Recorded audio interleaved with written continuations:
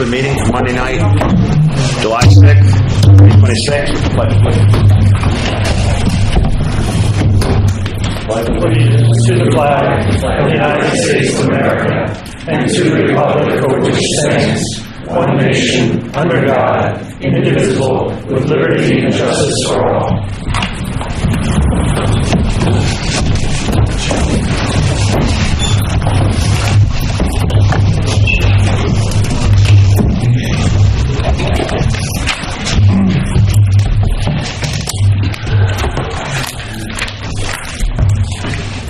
Thank you. Mr. Borough Manager, announcement of executive session, please. Yes, there was an executive session held earlier this evening, July 6, 2026 at 5:30 p.m. The items were personnel and legal. Okay, item 3, approval of the minutes. I'll make a motion to approve the minutes from June 15th. I'll second. We have a second. Any discussion with council? One question. Mr. Ashman's name is listed and he wasn't a member at the time. Does that matter? Or is that just Where are you speaking?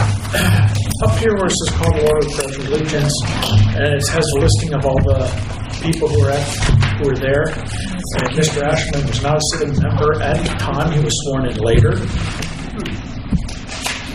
Should it be there or So this is not a canonical listing of what occurred. Things can be, placed in certain ways. He was in attendance at the meeting, and that's why he's listed. Okay. That's typically what is done. Very good. Thank you. Any public comment on that? We couldn't hear it. We couldn't hear it. You heard what he said. No idea what he said. The question was whether or not Tom Ashelman should have been in the call to order, and it's okay for purposes of the meeting.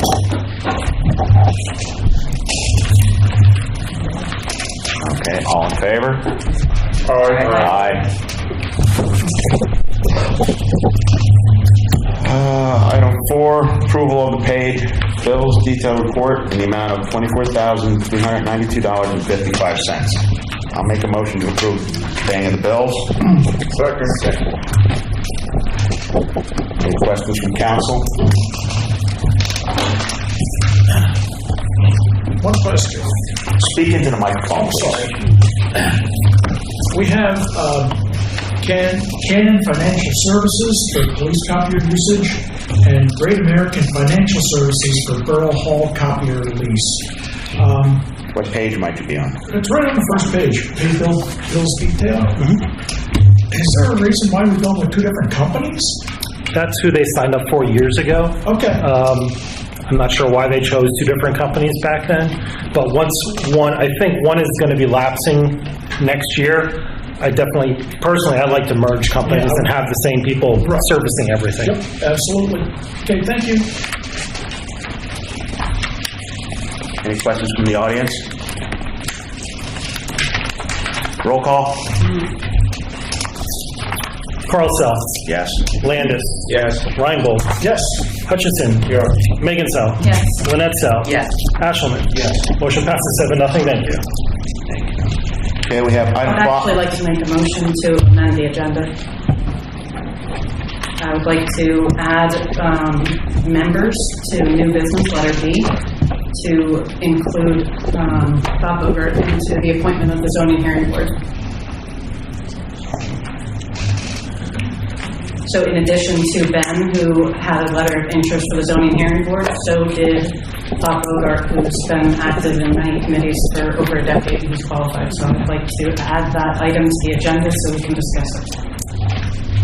So my understanding is the request is to amend the agenda to add Bob Bogart to section 5C, as well as making members instead. plural to members in section 8B. Pursuant to the Sunshine Act was amended a few years back And in order to take action, an actionable item should be listed on the agenda. Given the fact that Mr. Bogart's not on the agenda, my understanding is the motion to include him on the agenda for purposes of that potential appointment. Yes, that was. So before you can vote on his appointment, because he's not on the agenda, you would have to first vote to amend the agenda to allow for that vote to take place. How many seats are open on the zoning hearing board as of right now? As of right now, there is 1 permanent and 3 alternate. 3 alternates. 3 alternates. And nobody talked to the alternates about? There are no alternates. We currently have no alternates. Oh, okay, so we have 3 positions. Yes. Okay, got you. All right. So it's a first. She put a motion on the floor? Yes. I'll second it. Any discussion with us yet? No, we just vote. Okay, roll call. Landis. Yes. Reinbold. Yes. Hutchison. Yes. Megansell. Yes. Lynette Sell. Yes. Ashelman. Yes. Carl Sell. Yes. Motion passes 7-0. The agenda is amended. Okay, we have correspondence. PSAB MRT monthly report for the net assets of May 26th, or May 2026. Is that accurate? It is. I'll make a motion. We don't need a Oh, we motion on don't need a that. motion, sorry. We have letters of interest for the planning commission vacancies, and we also have letters of interest for the zoning hearing board, also in correspondence, which we will vote on later. The new business. Just so I'm clear, are there 3 open planning commission? Currently, 3 open PC positions. 3 open PC member or positions and 1 zoning hearing board, Full-time. but also there's alternate. 3 alternate zoning. Okay, thank you. Okay, reports we have here from Borough Engineer. Josh? Thanks, Carl. Good evening, everyone. I'll start with the Hickory Street Bridge and Church Street project. Last week, Cal and I had a meeting with Chris Berry to confirm that all the clearances have been obtained except for the right-of-way clearance.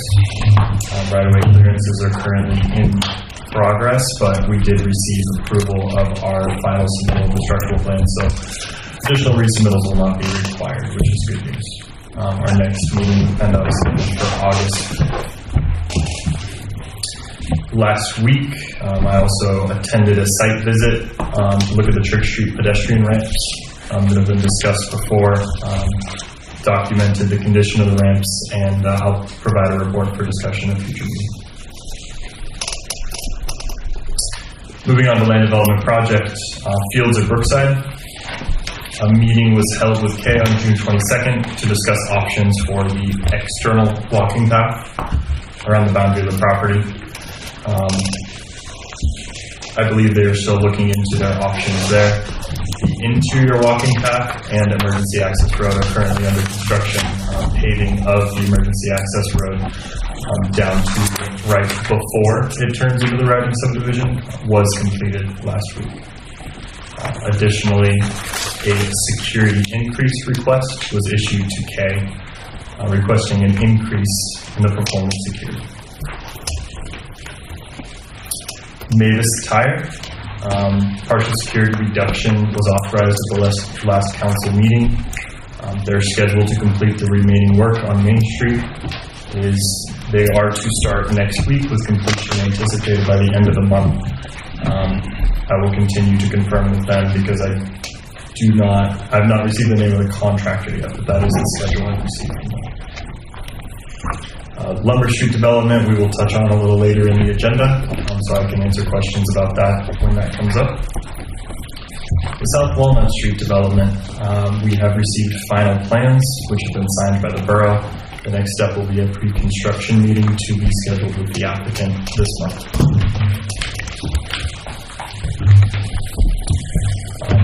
Since the last meeting, we've issued a number of permits, continuing to work through the backlog of those, and there are a few more outstanding. UGI is actively completing paving and final trench restoration across the borough. They're working on knocking out everything at once. And we do have an inspector out there keeping an eye on them. We haven't identified any major issues up to today, but they will be back out there tomorrow morning. Any questions from council? UGI is responsible for the paving, is that right? Correct. They're required for final trench restoration for the borough detail, and then they'll come back and mill and overlay. And if they do it and we don't like the result, do we have any follow-up, any recourse? Yes, while they're out there, we have an inspector out there keeping an eye on them, and if it's, if the mix is wrong or it doesn't look good, doesn't meet borough standards, we can have them rip it out. Josh, question. Yep. Getting back to South Walnut. Yes. Okay, at one of the meetings, there was a discussion, I'm going to be wrong probably, DEP was not, did not get information in regards to the screen. Did they get the information? Correct. Yeah. So we put everything on hold and told them you need to go back to DEP and talk to them. They submitted calculations to DEP. DEP said not good enough. Submit more conservative calculations. They then did that. Proved to DEP that the design flood would be within the stream bank. At that point, DEP said, okay, we're happy with this. No further permitting is required. And once we received that in writing, that satisfied the condition of the development agreement that we were using to hold up the development. And as of now, everything is okay to proceed. Okay, now, the flood you mentioned, is that a 100-year-old flood, a 50-year-old flood? What kind of flood? I believe it is the 100-year flood calculated using the TR55 methodology. The original calculations were done using stream stats, which is generally considered to be less conservative for some watersheds. TR55 typically produces higher flows for most watersheds, which is why DEP required them to recalculate it. When they did that and showed the floodway is within the channels, that satisfied DEP. Thank you. I've got a question with Mavis Tire. Yes. The first point and the last point, are they related? One talks about sidewalk and the other talks about Main Street improvement. Yeah. So how I write these are sequential. So any new ones are added to the bottom, and I leave the ones on top until the whole issue is resolved. So they are related. It's the same issue.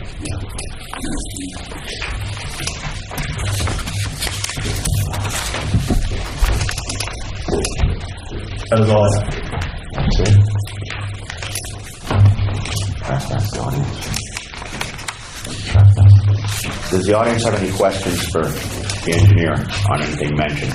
Yes, sir. Please stand up, come to the podium. Hi, my name's Brian Whitman. I live right across from that project. I'm just curious, are they going to put a storm sewer in there? Yes. On the bottom there, or where are they going to put a storm sewer? There's going to On be... South Walnut Street itself, or? No, it's going to be within the property, and it's going to be beneath the park. So it's going to be underground storage basin beneath the parking lot that they're installing. And where's the overflow going to go, or?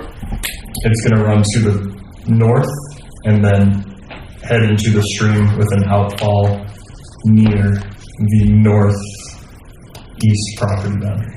So on South Walnut Street, it's going to run down then? No, the outfall is before South Walnut Street.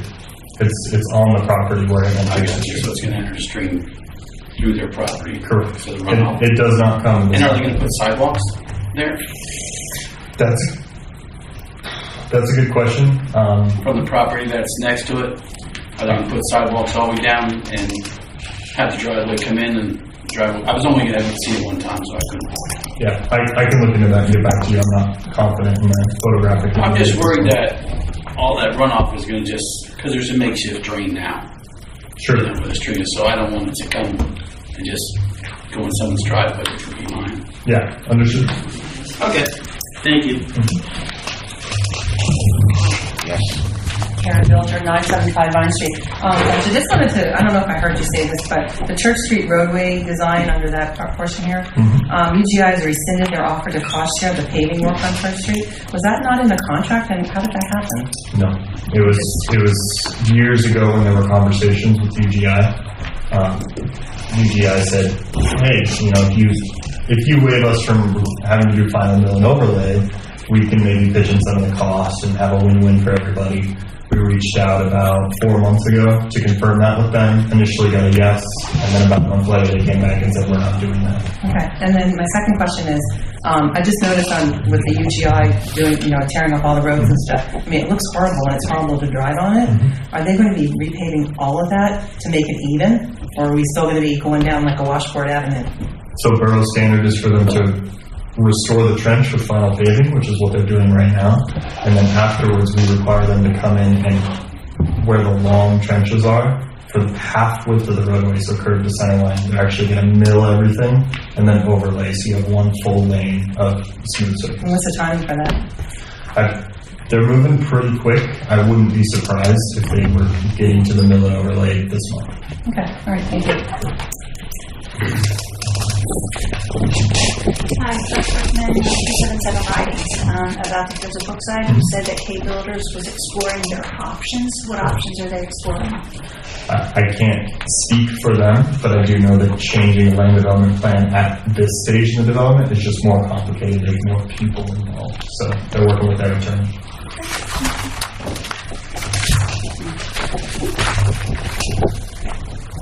That's it. Okay, thank you. Thank you, Josh. Anything from council? No? Yes, Mr. President, I have a question. Why isn't our bulletin board outside being utilized like it should be? Here's this is why I'm asking. I asked some people about the duck race, and you gotta go to Facebook. Oh, you gotta go to the website. Oh, you gotta do this. Well, we have a bulletin board. Why isn't it being utilized for advertising? I don't know whose job it is or who oversees it, but we spend money to get that installed. Why aren't we using it? That's all. It's something for our borough manager to look into. Okay. That's all I can say about it. Okay, we got two bulletin boards, the one outside and the one outside, the big one, where they could put down the duck rays or the flags or whatever. Sure. Thank you. Next would be the mayor. Do you have anything for us tonight, Mayor? No, I don't. Nothing? Thank you. Solicitor? Nope, no report. Nothing. Borough manager? Nothing. Nothing. Can I ask a question for the manager? The bump outs, this goes back about 2 or 3 meetings. I asked, is there going to be a schedule for the bump outs? Are we moving forward? Yeah, I met with Josh, and we actually went at the same time that we reviewed the ramps. We took a look at some of the bump outs. We're going to do the same thing for the bump outs as we did for the ramps. We're going to visit each one, and there is actually a BIA designed diagram from a couple of years ago on some ideas on what to do with them. So we'll be bringing that full, basically a proposal to council and a couple options on what council would like to do. Okay, thank you. Okay, next one. Yes, sir. Bob Bogert, 159 South Church Street. I just have one question for Cal. I would like to know, Ron Karboski, is he in any way on any committee on anything involved with this borough yet? No. His resignation was from council and PC. Yeah. Okay, thank you. Okay, we will move on to unfinished business. Item A, the authorization revision of Macungie Borough Police Department Internal Affairs Policy. So, if council recalls, you kicked around the draft policy at your last meeting. There were some comments, suggested revisions, and between then and now, Labor Council for the borough has revised the internal affairs policy pursuant to that discussion. You have the draft, I believe, in front of you this evening. So again, I believe it's on your agenda again for council's consideration for a motion to adopt. I'll make a motion. I believe it's does it have a number? 10. Resolution 10. No. I'll second it. Well, I don't think anyone's made I'll make a motion to adopt the resolution 2026-10. You have a second? Any discussion from council? Yeah, doesn't have to be a final, right? This is steps in the right direction from some group's, opinion, right? Is that what we're saying? Well, this is an amendment. You already have an internal affairs policy on the books. This is an amendment to that policy. So, assuming you proceed with adopting it this evening, this policy will be the new policy for Macungie Borough. Which, maybe to your point, potential future amendments. Amended again. Yeah, there could always be an amendment in the future, yes. Anybody else on council? Does anybody from the audience have any comments? Yes, ma'am.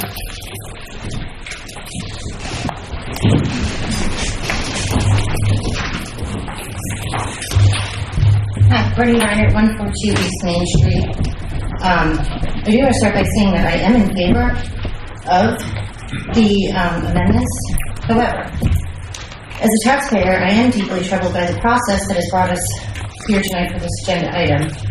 I remember my first meeting when the changes to police internal affairs policy were presented at 9 a.m. On the day before Thanksgiving, a time when many working residents were preparing for the holiday and had little realistic opportunity to participate. Whether intentional or not, that timing significantly limited the public involvement. Now, the recommendation is that the mayor be restored to a statutory role that many residents believe never should have been removed in the first place. And from my understanding, it's the same individuals that are helping revise this back that made the changes in the fall. So my question is, what's changed? If this is now the correct interpretation of the law, which I do believe it is, why wasn't this the recommendation made before taxpayers spent tens of thousands of dollars defending the previous position? Why did it take fraud litigation and additional legal expense before this council was willing to revisit the issue? Only one council member, to my memory, voted against removing the mayor's authority. That should give everybody pause. Residents do deserve a full explanation. We did not receive it then. We're not apparently going to receive it today either, although I hope we do. We deserve to know why our tax dollars were spent defending a position that's now being reversed. Transparency means explaining not only what you're doing today, but why you chose a different course in the past. Thank you.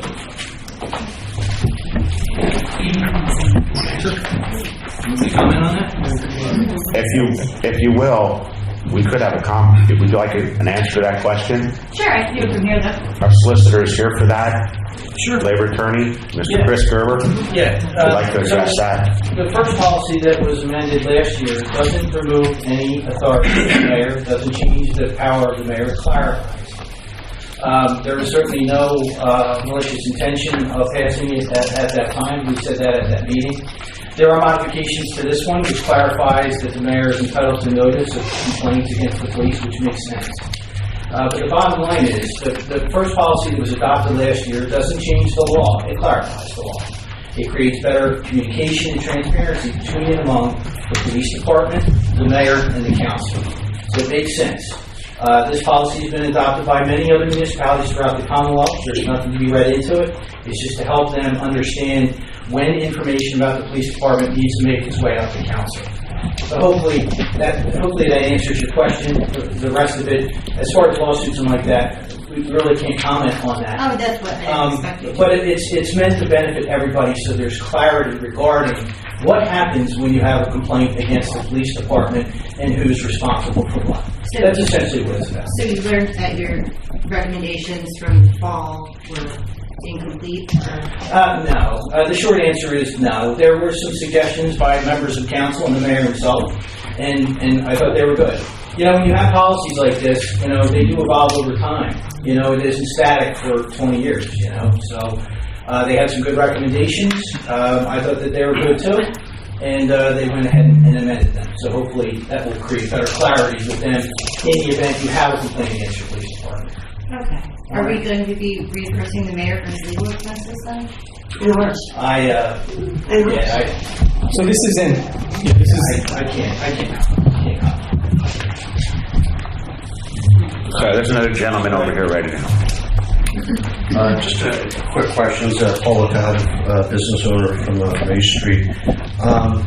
Overwhelmingly was the question is what originated, to piggyback on the question was here, what was the catalyst for the clarification being needed. I mean, I as a business owner and residents have an understanding as far as some events and complaints that have happened in the community to the police department. And then some reason we needed clarification and additional notification, and the police department then working with council. But what was the catalyst? What caused this from needing? I understand lawyer talk of, well, this evolves and you've had additional clarification may need over and over. But what required the clarification is what we want to know.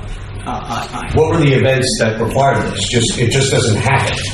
It just doesn't happen. Yeah. Yes. So this is the hard part. So when personnel issues meld into legal issues, first of all, it is not appropriate to talk about personnel issues in public. That is to protect the sanctity of investigations, reputations, things like that. So we're not really able to get into those details because they do implicate personnel issues. That's all I can tell you. But I will tell you, since I've been your labor council from last year, this council has worked very, very hard to make sure that they are up to date on these issues, which can get complex. And, we met tonight. And I know it's frustrating that when you see these things happen and you can't give great details. I'm telling you, I'm a civil rights lawyer by trade, by the way. I defend cops for a living, but I also represent management, right? So it is difficult when you're talking to the public about these things. You can't get into details because of the personal issues and confidentiality. So that's all I can tell you. I understand that, sir. Okay.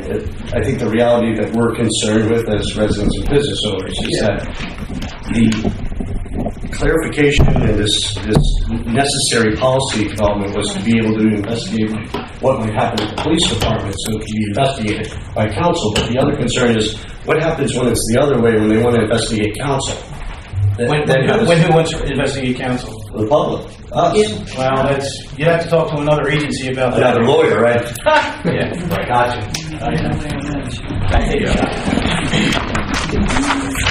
Yes.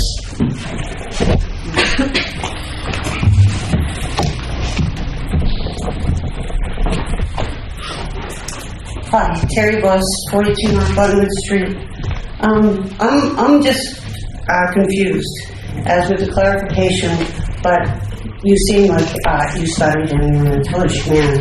So who were you were defending counsel when you were in fall, and you couldn't foresee this happening, and I just don't understand. You just came up and just kind of gave a whole little, but this is what I did, and you really cost the borough residents an incredible amount of money. Nobody listened to us when we said we didn't want it, and now this is the explanation you give, and I think it's very disappointing about you and about members of council that were here when this came about. Can I address that, please? Sure you can. It's too bad you're disappointed. Let me be clear. I serve as labor counsel for the borough of Macungie. It is my duty as a lawyer to give them legal advice, much of which I can't discuss in public because it's legal advice. I know you're upset about legal bills. There are a number of legal matters out there that have nothing to do with the internal affairs policy. All right? So the bottom line is this. I will just say this on behalf of my client. I think you're doing the right thing. I think you're doing the right thing to make sure that there's accountability between and among the police department, the mayor's office, and the council. And been privileged to work with them, and I think they're doing the right thing.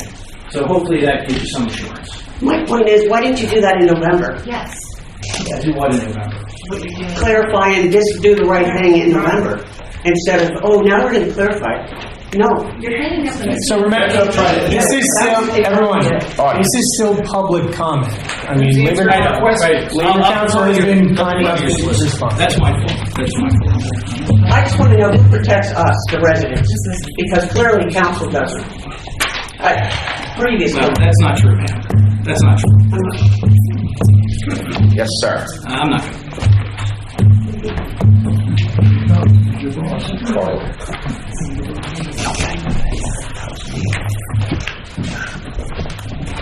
No what?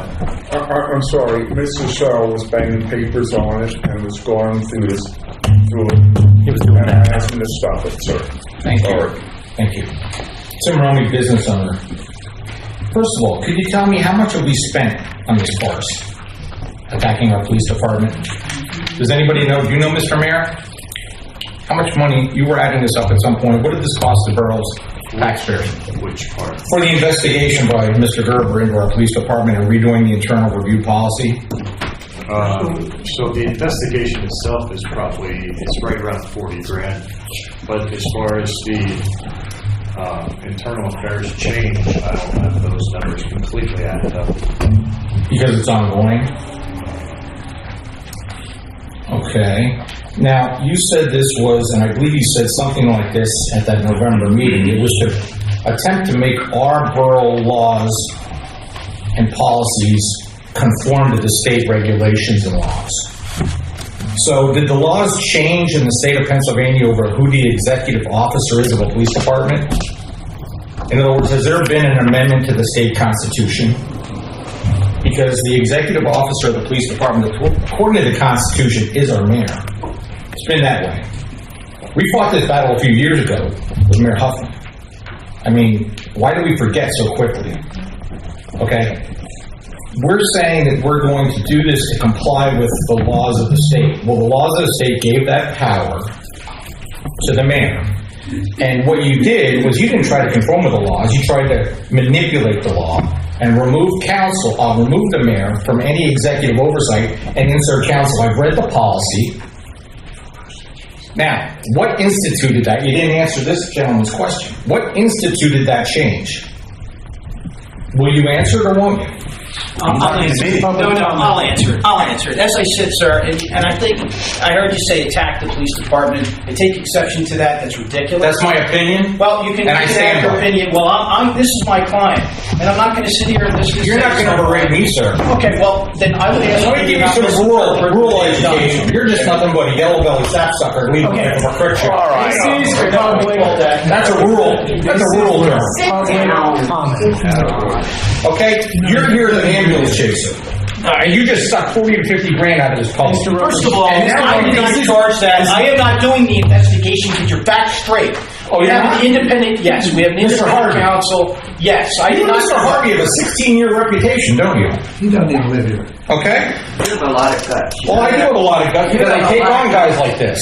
And people should know. Everyone, this is public comment. Can you tell your mother to hold her own? Mr. Romick, this is your opportunity to address council. I don't want you addressing individuals in the audience. In a previous case in Bristol, you know how much this gentleman helped cause the taxpayers in Bristol? What, $800,000 you were involved in there? Sir, I'm not going to sit here and be defamed. Okay? That is not I'm true. reading documentation. That is not true. Okay? Didn't you try to get to somebody who changed their oath? Their testimony under oath? No, sir. That's what the documents say for that case. I'd be careful. Read the case, Webb versus Bristol, Pennsylvania Borough. You'll find out what he tried to do. He was defending a police officer who raped a lady, and then the officer who reported it, he attacked him. And he was going after that. This is the kind of lawyer you guys hired to defend yourselves and go after our police department. I would be cautious, sir. I would be very cautious. I know, you always threaten legal suits. We're discussing the ordinance. We're not discussing reputations of a person. Well, we are discussing what led us to this point and how much money he has spent out of the taxpayers' funds in your internal affairs. Now, it seems like you're putting the mayor back into his executive role. Did you do that in all the instances throughout the revised policy? Are there any where you left the mayor out? You read the policy. You tell me. Well, I'm asking you to confirm. Again, last meeting you didn't know. Mr. Roman, do you have any comments on the policy? Yeah, I do. It says verbally, okay, they can be expressed verbally, in writing, or anonymously. Correct? Is that still going to be in? Because it looked like it's still in the revised policy that I read. Is it still in? Because in the next paragraph, record of complaints, then it says, this record shall contain the following information. Name of complainant. How are you going to put the name of the complainant into the record as per this policy if that is an anonymous complaint? And as I spoke at the last meeting, you can't even file an anonymous complaint in this borough according to your policy for zoning. You can't complain about your neighbor's grass without signing a legal document for the borough. Now you want to hold officers, okay, accountable to the whims of people who have a beef with them, and we know who some of those people are. And then you want to spend, on top of that, you want to put their record on the line, their integrity on the line, and then you want to spend borough money at what, several $100s an hour? He probably gets $300 to $500 an hour to go research the anonymous complaint. Does that make any sense to anybody? No. Come on. So are you going to tell me, according to what I read, anonymous is still in there, according to my reading? Is that true or false? Anonymous is still in there, Mr. Roman. Do you have any other comments on the policy? Why do you keep speaking instead of the council president? You're not the council. Do you have any further comment on the policy, Mr. Roman? You're a sign of a weak council. I hope that you amend it before you approve it tonight, if that's what you intend to do, because I think it's appalling, to use the president's word, that you would allow this policy for your police department officers to have their integrity at the whim of anybody with a beef. Not only attacking their integrity, also putting them under suspension possibly, having them as suspect of doing something wrong, when it could have been like a beef from anybody with any axe to grind, and on behalf of anybody. Because it's just like people on the internet. They can type anything they went in, because there's nothing there to hold them accountable. That's exactly what you're extending, and you don't extend it in any other policy in this borough, except against the police department. So if you're going to approve this tonight, and the mayor is confident that you put his name as the executive power back in control of the oversight of our police department, then you still need to remove the anonymous complaints, or it's not complete and it's not correct. Thank you.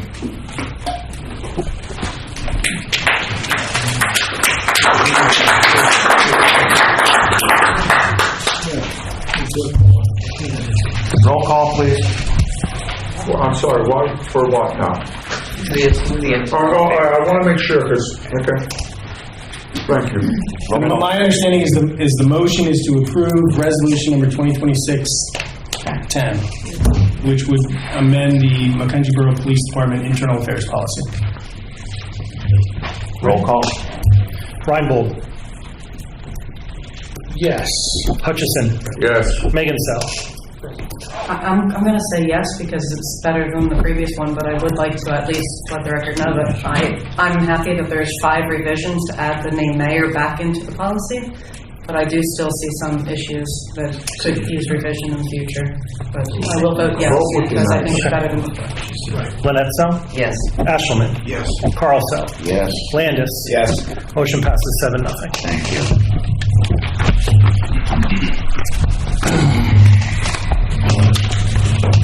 Also under unfinished business, the young development.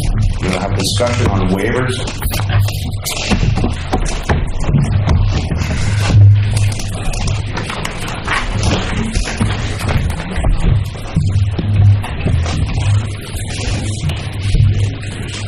Fire away. Fire away. Okay. Do you all have a copy of the plan? So you're all, okay. Yes.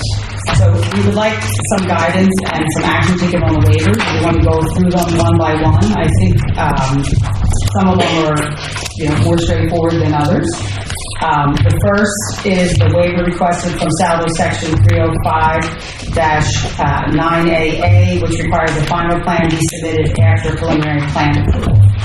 I believe that is a waiver that the Borough Council has typically granted. It's something typical in many municipalities in the Lehigh Valley. And I believe that the engineer took no objection to that. So I don't even want to go through them one by one. You want me to, you want to take action on one by one? Yeah, so normally, council would consider and act on the waivers and the plan on the same night. Are you asking for guidance on the waivers this evening? Yes, because we can't move forward on the plans without knowing. I mean, obviously, if we're not going to be, if the council's not inclined to grant, for example, the first one, we would be then going with a preliminary plan and then coming back with a final plan. So without any guidance, we are sort of at a standstill. Understood. And then I guess to the extent if Barry has any comments on any of the waivers that we go through tonight, let council know. The next one is from Saldo Section 305-15AA, which is a plan scale requirement. Again, something that is typical depending on the scale of the development that's proposed. Excuse me a moment. Yes. I'm sorry to interrupt. Yes. You guys are doing this and it's going over the mics. Sorry. I'm sorry, that's driving me. Oh. I'm trying to listen to you That's and I Okay. I didn't even notice it. Sort of like when somebody's moving their leg and you don't realize what's happening. I gotcha. So it is the second one, as I stated, pertains to a plan scale request. It is something that is sort of standard in the industry. I believe that the borough engineer has no objection to that request. Again, something standard. Yes. Sorry, I didn't want to put words in your mouth instead of reading your letter. Okay. The next is a waiver requested from Saldo Section 305-15A F12, which requires a traffic impact study and report for any use generating 250 or more trips per day. The applicant provided a trip generation report similar to the type of report that was presented when the proposed development was going to have commercial on the first floor of the building. According to the Saldo, there's deference given to the borough engineer on these types of requests. The application does not require any permits from PennDOT. We believe that the that the trip generation report that was submitted accurately reflects the amount of traffic based on ITE standards for the proposal. It is significantly less traffic than the original project, which was proposed again to have commercial with the residential. This is all residential. It is what we would call an infill site in the borough. Obviously, the borough does not have a lot of land available for development, so this is what we call an infill site. And so we were requesting a waiver from having to do a formal traffic impact study. The Saldo allows waivers to be considered when there's uniqueness to the project, a hardship from a financial standpoint, etc. What would happen if a traffic impact study was done? It would merely be the costs and the expense of the developer, and then it would essentially sit in the borough files because the Pennsylvania state law is clear that the municipality cannot require off-site road improvements for a project of this nature. And so the only analysis besides the surrounding municipal roads is the state road, to which no HOP is required for this project. The next is a request. Yes, I'm sorry. Sorry. So everything that was just stated is correct as far as I understand it. But I have no objections to any of that justification. This is the opportunity for the borough to have that information on file, and it is likely that will be the end of it. I wouldn't say guaranteed, but it's likely that would be the end of it. But the borough would then have that information on file. The traffic impact study could show on-site or other improvements that are not off-site. There's no potential for that. No, because it would be looking at intersections, and the intersections that would be analyzed would be intersection on the state road, which the applicant cannot be required to do off-site road improvements. The improvements that are being done for the project on the surrounding roadways are already in the land development application as it relates to widening and the access points and whatnot. That's already part of the review, so there's nothing else on site that this traffic impact study would reveal could be required because there's nothing else you can do. So the traffic impact study would be surrounding intersections to which the traffic would traverse, the majority of which, if not all, would be the intersections on Main Street, a state road. Are we asking questions now? Yes. So is your statement that you shouldn't do the traffic impact study because it doesn't matter? You're not required to make any changes? So what we submitted the traffic trip generation so that the borough was aware of what traffic would be associated with the project based on the traffic engineers, the ITE standards. It's not a full-blown traffic impact study. A full traffic impact study would be having an analysis done of various intersections. It would be doing traffic counts at various areas and then that would be in a study, in a report. It would say that certain intersections in the municipality are probably failing or not failing. I mean, that you get levels of grades between A and to F, and that's part of the study. But what I'm saying is that if the study was submitted to the borough, and the study would say the intersection of Main Street and, you know, whatever road is at a existing failing, because it's a state road controlled by PennDOT, to which the project is not requiring an HOP, the municipality couldn't then turn around and say, well, we want you to improve that intersection. So it sounds like, yes, you're saying that it doesn't really matter, so we shouldn't do it. We're saying that, yes, I mean, that all is going to, I don't disagree that it would be submitted and provide information. That's fine. So, but it's just information. But I would also, so you also, to your point, you said, you think the vast majority of that traffic would come out Lumber Street onto Route 100? You don't think they're going to go the other direction? No. What I'm saying is the majority of the intersections in that area that would be part of the traffic impact analysis would likely be at least a few along Main Street on the state road. Putting 50 units in that area is going to draw traffic out the other direction onto Buckeye Road too, right? Yeah, I'm not saying it's all going one way. I'm just saying that's just an example of, but again, they can't require off-site improvements even on Buckeye Road. So we're back to it doesn't matter. Yes. Okay. I think we should know that information. I'm sorry? I think we should know that information. I would tend to agree with you, Mr. Adams. Why not a flow? Audience, please. Thank you very much for your answering that question. Honestly, I appreciate that. I'm sorry, I didn't hear what you said. I would tend to agree with Mr. Asherman about that, with the traffic study. Because it's not just going to come out on Main Street. We all know that. It's going to go out Lehigh Street, go on to Brookside Road, a very sketchy intersection, and probably come out Church, which probably doesn't make much difference anyway, but it's going to create more traffic, definitely. Correct. No question in my mind. And I don't think the developer is saying that is not going to be the case. What we're saying is that the report, right, is going to say exactly what you said, wherever traffic is going to go. They're going to look at different areas, they're going to do different trip counts, they're going to analyze what's the current traffic, and then what the proposed traffic would be. And then it'll be in a report, and then it'll be submitted to the borough, and then you'll have it. Right, then we'll have it. But what are you going to do with it? Because there's no other infill But site. at least we'll have it. But as a record. for what? Well, we may have to make adjustments, right? I mean, if you're not obligated to do it, we're obligated to the safety of the people in the borough of Macungie, and if we're going to send 100 cars out into an area where it's not safe, we may have to incur a cost to fix that, but that's incumbent upon us, right? So I understand what you're saying. There's nothing we can hold you to. Correct. But we should definitely know what this traffic study might say as to where possible issues could arise, correct?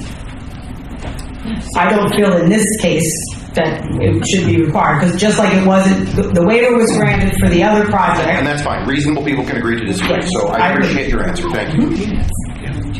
I have a quick question for Josh, actually, maybe for Pat. So the intersection of Lumber and Lehigh Street, would that be considered an off-site improvement? Because it's adjacent to their parcel? Yes. It would still be an off-site? Okay. Thank you. Why would that be an off-site improvement if you have a school there and you have a house on the other side? I thought the development would have to go all the way down to Lehigh Street to be involved with it, or am I wrong? I'm sorry, what was the intersection? Lumber and Lehigh. Sorry, I'll talk in a second. Lumber and Lehigh. Well, it's immediately adjacent to the lot. It is, yeah. It could be called frontage as well. Yeah, I wouldn't necessarily characterize that. I mean, depending upon what we're talking about, I wouldn't necessarily characterize that as off-site. Again, depending upon what it is. I would agree. I'm not. And we don't know if the traffic. That's what I was saying before. I don't know what. I'm not going to pretend to be a traffic engineer. I don't know what a traffic impact study is going to recommend or suggest with respect to traffic improvements. But no, I think they're, depending upon what it is, that I wouldn't consider that off-site. But it could be. Could be.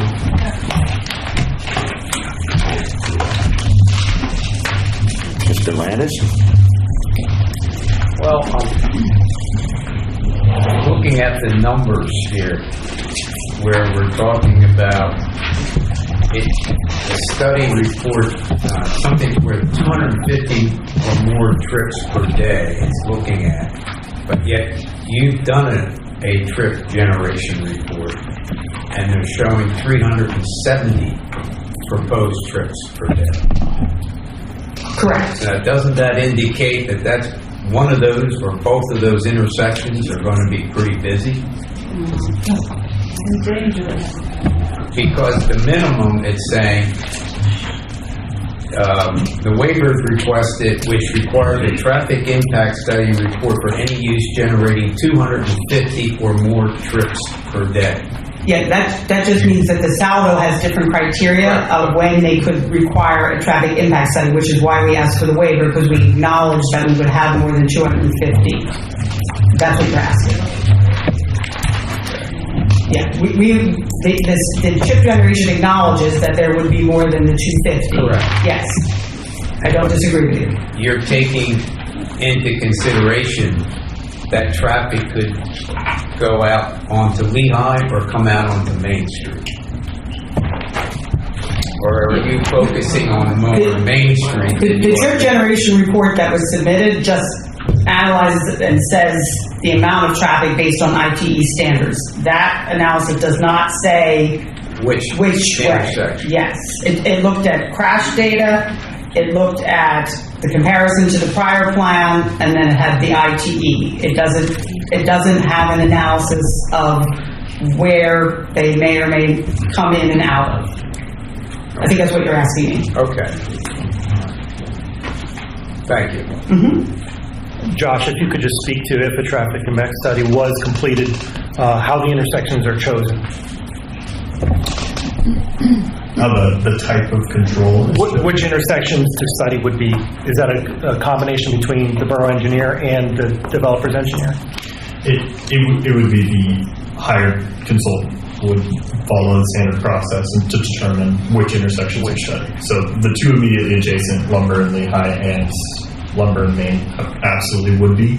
As far as how far out it goes, off the top of my head, I don't know. But when that is submitted to us, we would look at it and confirm that, like, yes, that's up to standard. Thank you. But in the existing conditions, it may not be up to standards already. The study is up to standard? Oh, not necessarily okay. infrastructure. Okay. I just want to make sure. Okay. Thank you.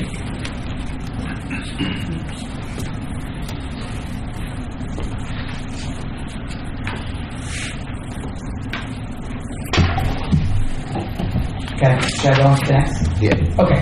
Go on to I just want to make sure. Yeah, sorry. That's okay. A waiver requested from Salvo Section 305-21A B1, which requires the installation of sidewalk and curbing. We believe we do not need that waiver.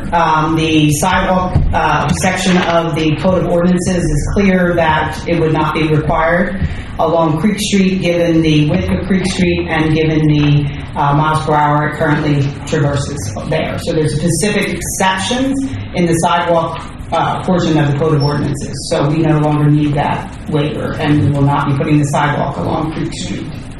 For this one. Question, sorry. No, apologies for interrupting. The applicant is correct with how the Salvo reads. This waiver request actually is not needed for this development. So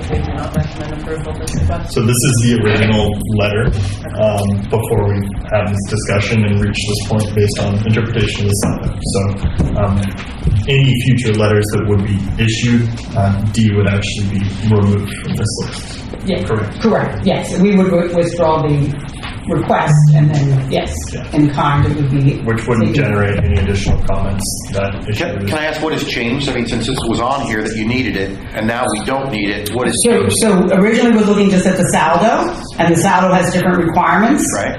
There's separate, you have a Code of Ordinances that's voluminous.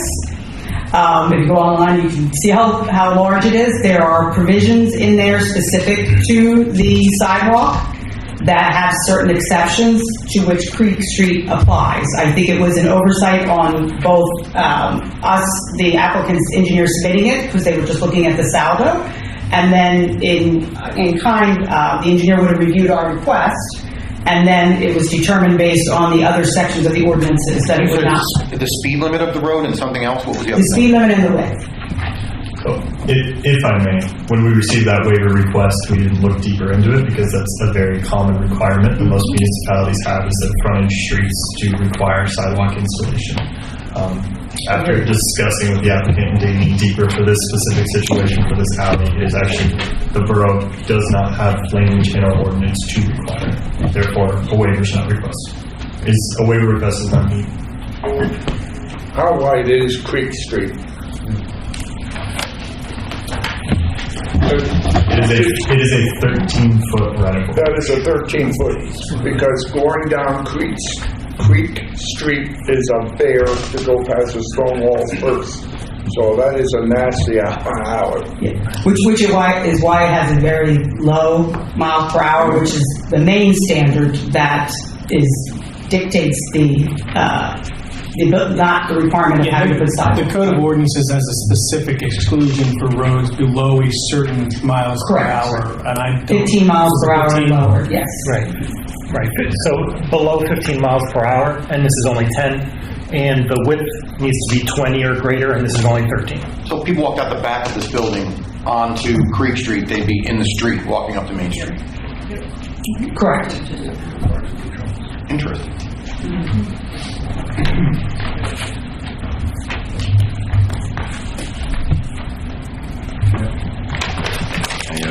Any other questions on Okay, the that? next one, okay. A waiver from Salvo Section 305-29A 10D1 to permit fewer than one tree per dwelling unit. The developer has provided the maximum number of trees that can be accommodated on the plan. Neighbors have requested trees not be added to certain portions of the project.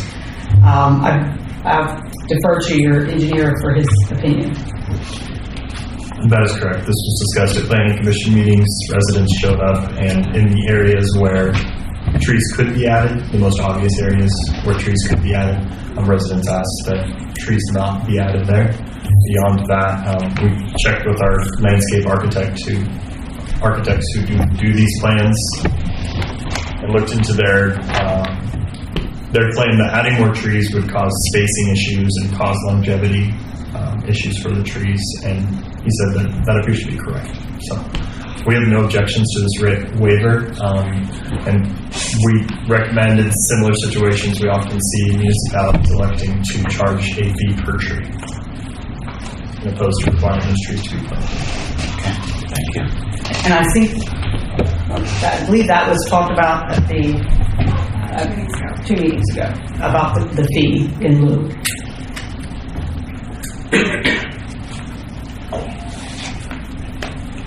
Yes, go ahead. Okay, sorry. The last is a waiver from Salvo Section 305-29A 10D. This again is related to trees. To permit fewer than the required number of street trees, 6 new street trees, which combined with the 2 existing trees, results in 8 trees, where 27 are required, and there's clearly no room for any building to plant 27 for them to live healthy, especially street trees, and not wanting to have the roots interfere with sidewalks and other portions of the property. And again, I will defer to the engineer for his opinion. Yeah, similar to waiver E, we have no objections. A fee could still be considered here by council. Josh, for clarification, there is sidewalk at the school side. There is no sidewalk on the other side, am I correct? Are you referring to Lumber Street? On Lumber Street. Correct. There is sidewalk on the school side, and there is no sidewalk on the side that is Okay, adjacent so to as of right now, there's going to be no sidewalk? They are proposing sidewalks. They are Currently, there is none. They will be adding Okay, sidewalks. are they proposing any kind of grass strip for trees? I'm just wondering, because some places they want the grass and they want trees, and it's going to affect the sidewalk, it's going to affect the curbing. I think it's whatever your ordinance requires, because we did not seek relief from it. Okay. Look on page 3 of your plan, which is the I got it. the landscape plan? Yeah. Okay. And we'll show you the trees there. And I believe your ordinance kind of takes that into account as far as grass strip and protection of those who are walking on the sidewalk. But we did not seek any relief from that, so I believe it meets your requirements. And Josh, tell me if I'm wrong. Yeah, we had no comments on the sidewalk. There are trees and grass on the other side of the sidewalk. Sidewalk is adjacent to the curb. Well, can I, we're talking to 200, coming back on Lumber Street, the traffic study. Sure. Is there any recommendation, now, I hate to ask this, I'm gonna ask it anyway, is there any kind of recommendation how the hell we're gonna get out of there versus coming up to Main Street, trying to make a left is nuts. Going down to Lehigh Street and going out to Buckeye is just as bad. Oh, okay, and coming up Church Street to come out, to me, that's be the best way, but we're just creating a problem. If we got Mac traffic late in the afternoon, there's going to be cars everywhere. Okay.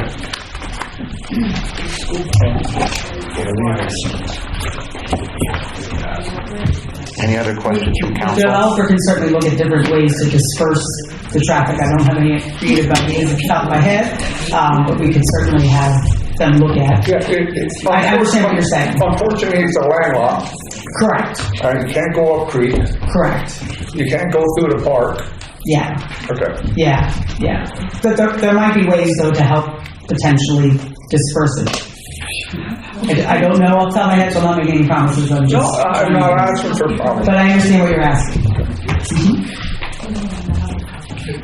Are we just staying with the waivers at this point? Yeah, it's my understanding that the discussion this evening is specific to the waivers. To the extent council wants to give the applicant any guidance tonight, but like I said, normally I think they take action on the waivers, seeing that as the plan. But if council knows you feel strongly opposed as to any of the requested waivers, it sounds like maybe the traffic impact study for some of the council members. But it looks like they're looking for direction in order to get the plan ready to be presented to council at some future meeting. Correct. But if you had a question or something you also unrelated to waivers you wanted us to look at, we can certainly consider it or take it back. I think maybe that's what I we're have going to ask. questions under its title, Policy and Information, but let's stay with the waivers and accomplish that first. Then we can go to that. Well, that was the last waiver. So if you want to ask us something on, I don't know if you're asking me or you're asking Josh. Do we want a motion with the waivers first? I didn't think we were taking action. Yeah. We don't we were taking action, right? Yeah, I think we were just looking for the guidance. We don't, yeah. We would, it sounds to me, and somebody correct me if I'm wrong, that the majority of council doesn't have issues with the requested waivers, but for the traffic study.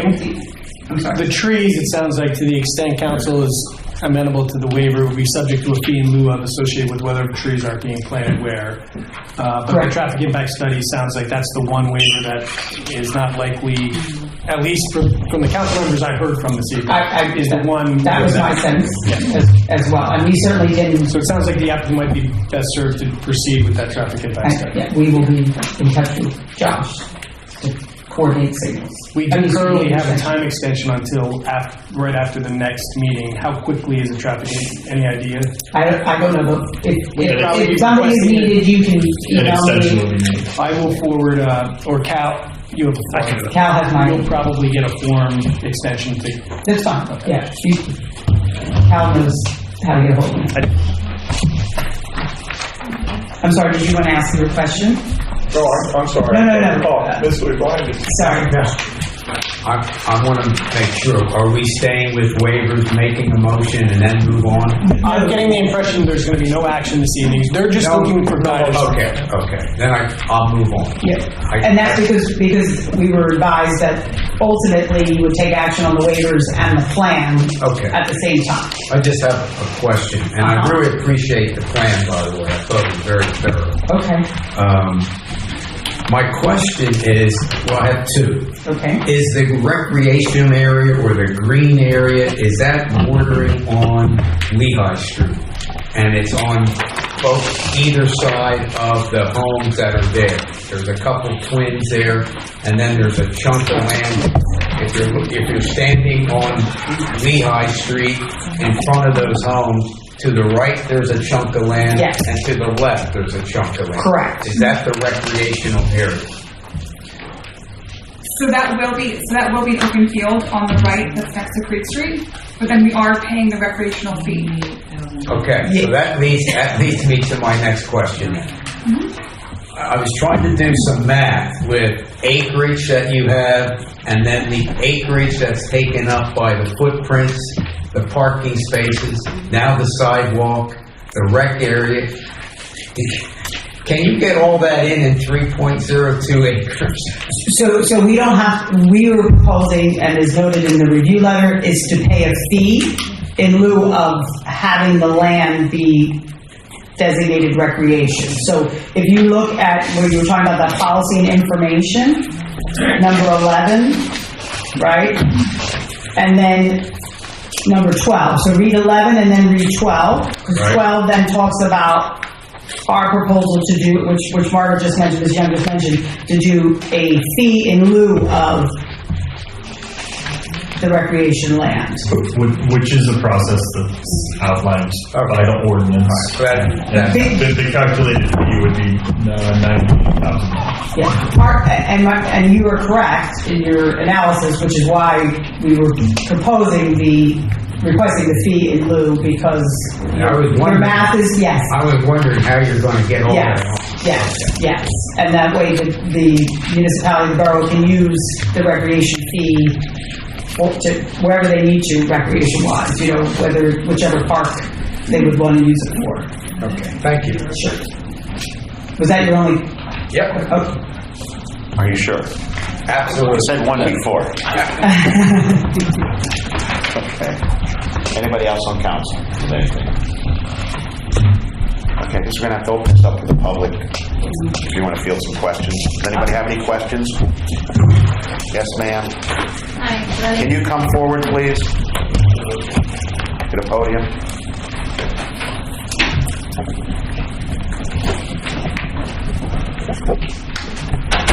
Hi. Bernie Reiner, 142 East Main Street. Just in regards to the traffic study, which obviously we're not granting waivers this evening, but what could be the potential outcome of a traffic study showing that the intersections can't handle the traffic? What recourse does the borough have? Because, like they're saying, they may not be required to make improvements, but do you have the ability to deny the project in its entirety or require that it be made smaller, or actually take any action in regards to number of units, anything like that, based on, I don't know if this is the attorney or Cal. So again, this is public comment, it's not question and answer, but I can tell you. My last was public comment, and we got lots of responses, so. I'm trying to respond.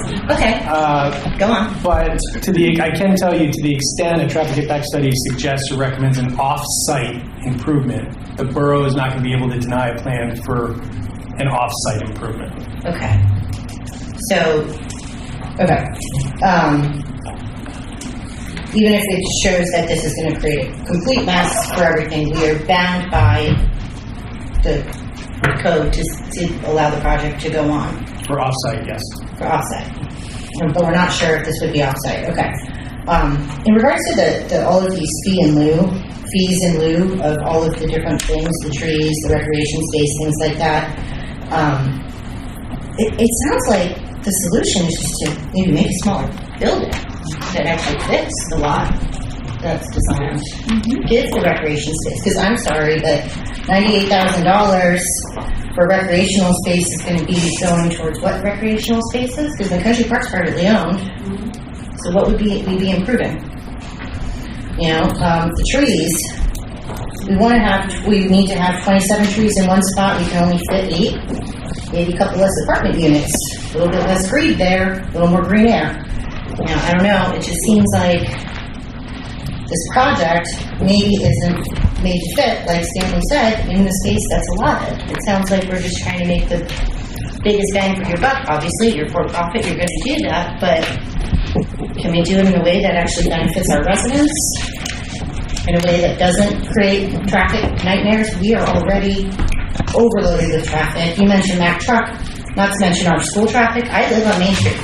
Sometimes I walk into my car, get into my car, and it takes me 10 minutes to pull onto the driveway, onto the roadway. Now, let's add 300 people commuting to work in the morning. It's not just going to be 2 people per unit, we know that. It's going to be 3 or 4. It's going to be moms and dads and teenagers and grandparents and extended families. So, I don't know. I don't know of anybody in the audience that's actually in favor of this project, but perhaps the developers that are going to be trying to get this pushed through regardless could make it a little bit appealing or favorable to the community in some way. Sounds like you don't want to give sidewalks, you don't want to give recreation space, you don't want to plant trees, you just want to put as many people in as possible. And who cares what the traffic study says, because we can't do anything about it anyway. So, that's all I have to say. Thank you.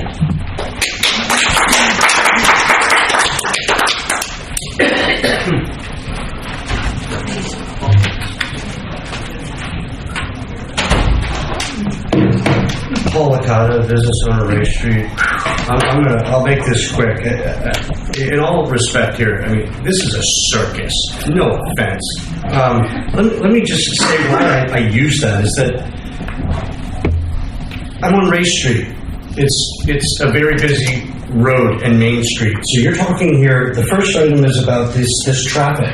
You can't put another car on Main Street. You can't put another car on Main Street. It's just the way it is. I travel on Main Street in that busy section from 7 a.m. to 7 p.m. I know that road. I know the road. You can't put another car on it. You can't put another car on it. You can't put another car on Main Street. Call me crazy. 350 cars a day or 70 on what just this basic is, and you don't want to do a study. There's only 3 roads. You're telling me they're going to come out Lover Street. You can't expand it. You can't make a turn lane. You can't do nothing with it. And they don't want to put a traffic light. I'm not here to be a jerk. This is a circus. That's ridiculous. And 20 minutes you're taking to get out there. I would say 50% of the time you cannot leave or do anything on Ray Street where I'm at. You got to go up to church and go to the traffic light. But they don't want a traffic light. Yeah. I want to know what 3 acres is worth. I want to know how much that 3 acres is worth. How much money have we blown on all this bogus crap that this municipality could have bought this land and make it a park and have a green space. Where are we letting them build more? There's no more room. God damn. I want to know how much 3 acres is. We got, what, 50 grand? How much is all this legal bills? $50,000. How much you want per acre? Tell us how much money you want. We'll kick in. I'll give 10 grand right now. Sir, do you have any other comments on the plan? I'll give 10 grand myself right now. Whoever wants to do it, we'll put a kit together to buy this land. Okay, real quick. The railroad. Remember this guy up here? You want my notes? Did anybody take into the main line? Remember this railroad that deals with the fire company? What are you going to do when there's a fire? We don't have a fire department. We got Lower Macungie. I'm not here to rant. You got a major mainline railroad. You want me to give you the facts? We don't have enough time. You got no fire department. I'll come back to that. You don't have a fire department. And you don't even want to give them water. The next piece, no waivers. You're not waiving any waivers. There's no waivers being waived. No offense, ma'am. I know you're here to do business. Do you live in Macungie? I'm not here to be a jerk. Sir, when it's public, when you're making comment, you can't direct it at people. Okay, well, the point is, they don't live here. You're asking people. And no offense, sir. I'm not here to be a jerk to you being a lawyer, but you don't run this council. These people hire and pay these people. You're the lawyers. Stop answering. Bullshit. God damn. You want to watch your language. No, I'm not. Well, I hear the way you talk to other people here. I hear the way you talk to people. Sir. It's bullshit, man. The next piece is there's no waivers. There's no waivers. The traffic study will prove all of this, sir. Mr. Hutchinson, it's going to prove everything. You can't put another car over on Buckeye. You can't use Lehigh Street. You can't use that street. Lumbar is a dead end. And Church Street, forget about it. All those streets, dead end. You're putting 350 cars a day, it's a dead end. All these others, trees, I know a little bit about a lot of things. Trees, 8 trees. So what do they do when they build a skyscraper or something in the city? They just don't plant any trees, right? They gotta put a lot of trees. And you gotta figure out how to get the roots deep. This isn't rocket science. It depends on the trees, right? There's shade tree commissions. There's lots of trees. You can put a lot of trees in, a lot. We talked about the last piece was regarding ordinances. The problem is you've got people here that don't live in this town that are telling council here about what the ordinance say you can do and can't do, and the council doesn't know. You're sitting back there. This is nuts. The last piece I just want to say is I guess the last piece is you've got Macungie Park that's right there, and you've got an opportunity here to make a space here for the community, and you can't approve this. It's nuts.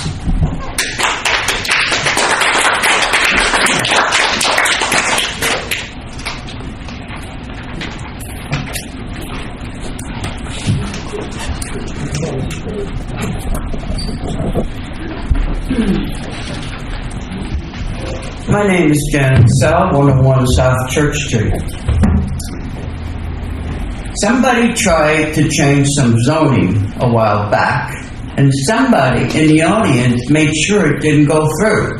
Why do you think they wanted to change zoning to stop what we cannot stop on Lumber Street? It's zoned that. They can do it. That's why things were going to be zoned different on Church Street, Lee Street, Patton Street. But no, somebody wanted to make sure it wasn't going to happen, that hearing couldn't be that night. This is what our council is trying to stop. So this won't happen again in this borough. Can you imagine how many places can be put on some of the property that's vacant? None. Not 33. A heck of a lot more than that. You gotta look to the future. This cannot be stopped. They're doing everything legal. There's no way they can say you can't do it. So that's what I don't understand. Why does everybody believe a certain person and everything that person says? Look ahead. Do you have any other comments on the waivers that were All right, I'm done. But they gotta think ahead. Thank you, Mrs. Sell. She's right on.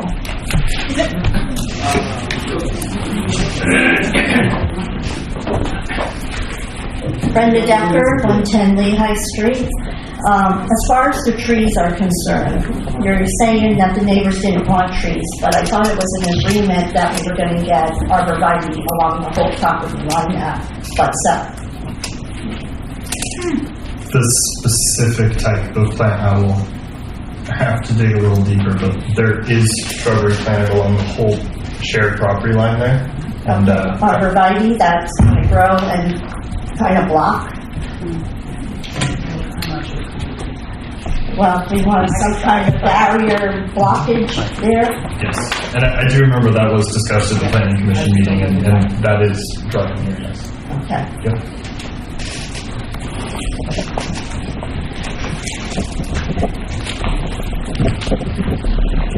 Dennis Fritz, 32 Lee Street. I was just asking the borough to not give a waiver for sidewalk down there. I'm trying to make it safe to walk in town. You got sidewalk on the park side, you don't want to have it on the other side because they don't want to spend the money. And because, it says they don't have to have it. Safety-wise, people walking down, we have more and more people walking. They want to walk on the street there instead of cross the street and walk on the park side. Safety should be our main concern too for the public. So no waiver on the sidewalks.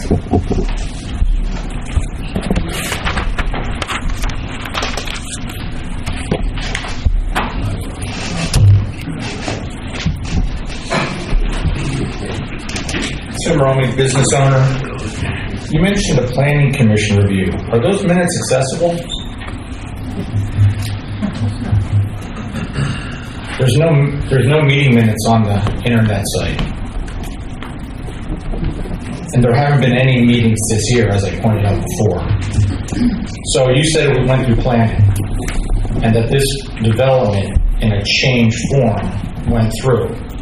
Well, this is what I would say about having people serving in positions. Simply having 5 bodies sitting in a row behind a table who have no intent on challenging anything or asking questions is a waste of 5 seats. We need people who are looking out for the integrity of the plan and the borough as a community. Are we trying to build an Allentown with buildings next to each other, skyscrapers? Are we building what we thought we had, a rural walking community? We heard their attorney state hardship and also mention financial. Financial hardships are not a reason to get a hardship waiver. That's self-created. So throw that out the window. They are here to take that development area, 3 point whatever acres, and get as much revenue as they can out of it for themselves. It's a money-making project, period. When they're done, they're gone, and the rest of us live with it. Okay? You need to do the traffic study, and I don't know why or when you waived your right, because I know a lot of communities get involved in 3-way splits with the developer, the community, and PennDOT over doing traffic study results. In other words, results show X, Y, or Z, and they come up with a formula of distributing the revenue to pay for the projects. Now, why that isn't the case here, I'm not 100% sure, but I still think you need to know what the ramifications are. Now, getting back to the recreation, that really wasn't brought up as a waiver. They did mention it, item 11 and 12, on the sheet from Barry Isett. Now, Barry Isett's firm isn't in this borough either, is it? Sir, do you live here? No, sir. Okay, because I always get pointed out that I don't live here, so I shouldn't count. I own property here, I own a business here for over 30 years. Okay, so now we're going to go, they say they don't have a problem with a waiver, but they don't live here, and they're not based here. Keep that in mind. Recreation area, it was mentioned. Well, why don't they want to provide recreation area? You know, in the scheme of things, $98,000 really isn't a whole lot of money in the scheme of things. So now you've sold the recreation area for the community for $98,000, and forever after it's gone. And you're going to spend that $98,000 pretty quick. It also says, item 12, that is at the sole discretion of Borough Council, cash in lieu of recreation. You don't have to agree to that. It doesn't matter if they propose it or want it. You should demand that it's there. We get into the tree issue. I brought this up at the last meeting. They want 2 waivers for trees. Okay? Now we find out one of the neighbors who said they didn't want some trees are looking to have buffer zones with arborvitaes. I hope that's being addressed. But that would only be one area of the project. There's quite a few trees being omitted. Now, why would that be? Because when you take the square foot, the building footprint for X amount of units, and then you say I have X amount of units, and that dictates X amount of parking spaces, more impervious coverage, okay? Now, when you add all that up, you say, wow, this lot isn't that big. We can't fit a whole lot of extra stuff in here. So guess what? We can't put our trees in. We can't do this. We can't do recreation. We don't want to do sidewalk now that they don't need the waiver. They still could do sidewalk. It's not like they don't have to do it, but they found a way around it. But they still could do it. I thought we wanted a walking community here. I've heard that for years. Okay? Do we want open space? Do we want trees? Do we want sidewalks so people can walk and commute around the town? Okay? Or do we want just building to building with a narrow way to get between them and look at nothing but 40-foot tall buildings? That's up to you. Somebody talk about your legacy. That's going to be your legacy, what you approve. Because your name's going to get attached to the vote.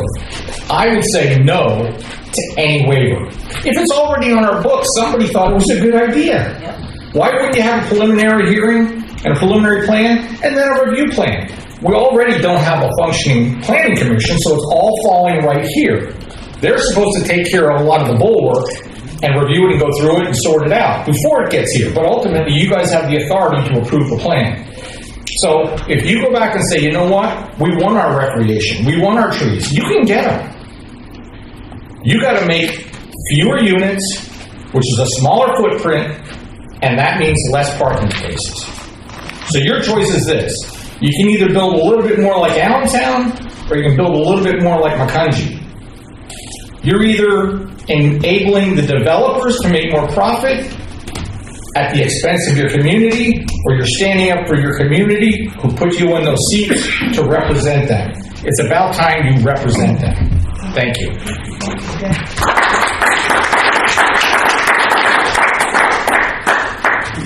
Anybody else?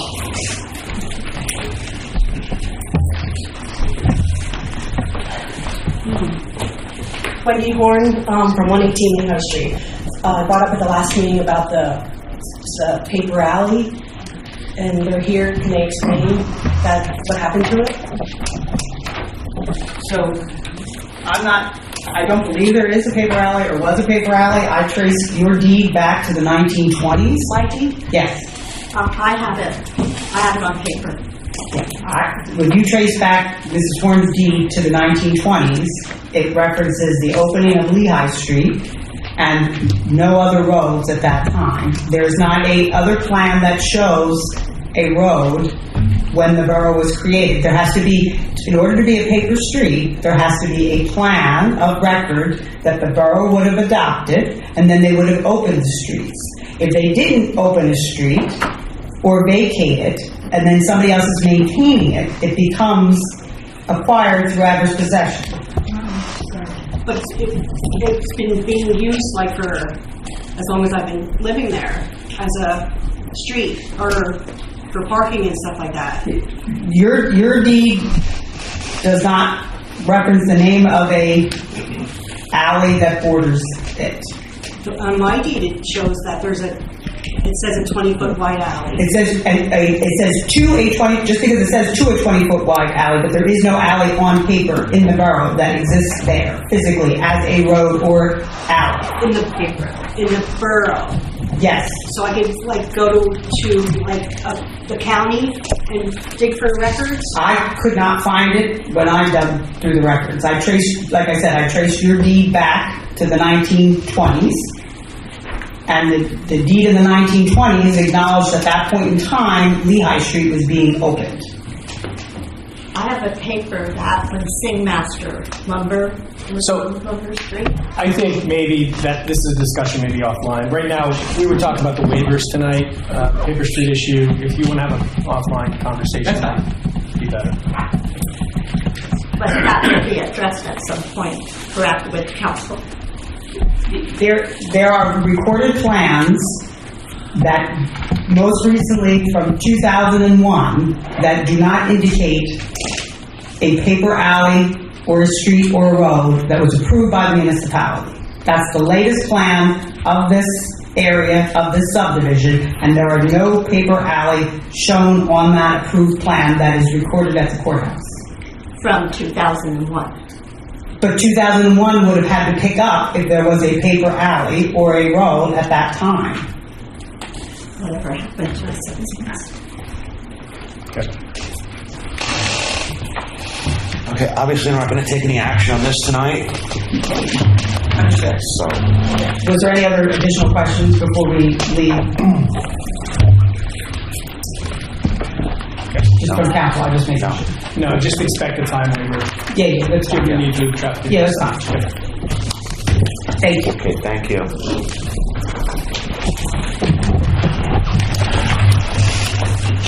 Okay, considering the length of the council's been in session, the executive, and this so far, we're going to take a 10-minute recess. Is that agreeable on everybody on council?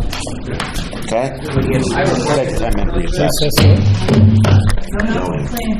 Right, want to do zoning. No, you're right. So what? You withdrawing? I will withdraw, yes, my incorrectly placed motion. I lost you. What's going on? Well, now I don't have one because I ran through it. Okay, so There's no motion on the floor. okay, there's no motion. Okay. Does anybody want a motion to appoint anybody to planning? The planning commission. I will nominate Carl Sell. I'll second it. Discussion? Council? Three. Any discussion? Yeah. Do you find that to be a bit of a conflict because we do have enough actual members to have an operating planning commission? Since you're voting We member? have two. Well, we have two right now, and then there's a sufficient amount of others. So what's the problem? Well, I guess my question is, if he makes a recommendation in the future, he's going to say, I recommend fill in the blank, according to the planning commission, which is basically saying, I make a recommendation playing on my opinion. Okay, I know. So, Who are you saying making a recommendation? You lost me. So if Carl's on the planning commission. Oh, okay, he's now recommending I himself. hear. Okay, Yeah. I got you. There's 5 spots, correct? Yes. So there's 5? Three. There's 2 currently on? Yes. And the NPC allows for, if you have a 5-member PC, the NPC allows for 2 council members to be a member of the. Or two elected. 2 elected officials. Tom, in the past, we had, Erwin, he was on. Kowalski was on, Stell was on. So, But we needed them, right? Because I think I think we needed them at that point because there was no other interested members of the community, right? I would say I'll go along with that. However, they also informed council what was going on. Yes, but then, I've just read the minutes before and I've seen people sitting here that have said, I make a recommendation to not do this on the basis of it, right? Just when there's other people available that are not voting. Okay, I'll buy that, but I also want to say that Carl has been on it. He's not green, he has a general idea. Now, I don't know who else is on it, on the planning commission, if they were never on it. Like Mr. Roman made a comment. Oh, everybody's green, then what? That's all. That's just my comment, that's just a concern. Anybody else on council? Audience? Can I add a name? Well, right now, just this is what I'm asking. one at a time here. Okay, all right. Are we going one by one? Is that what But we're? right now, the only motion is for Carl Sell. So, audience? Is this comment? Yes.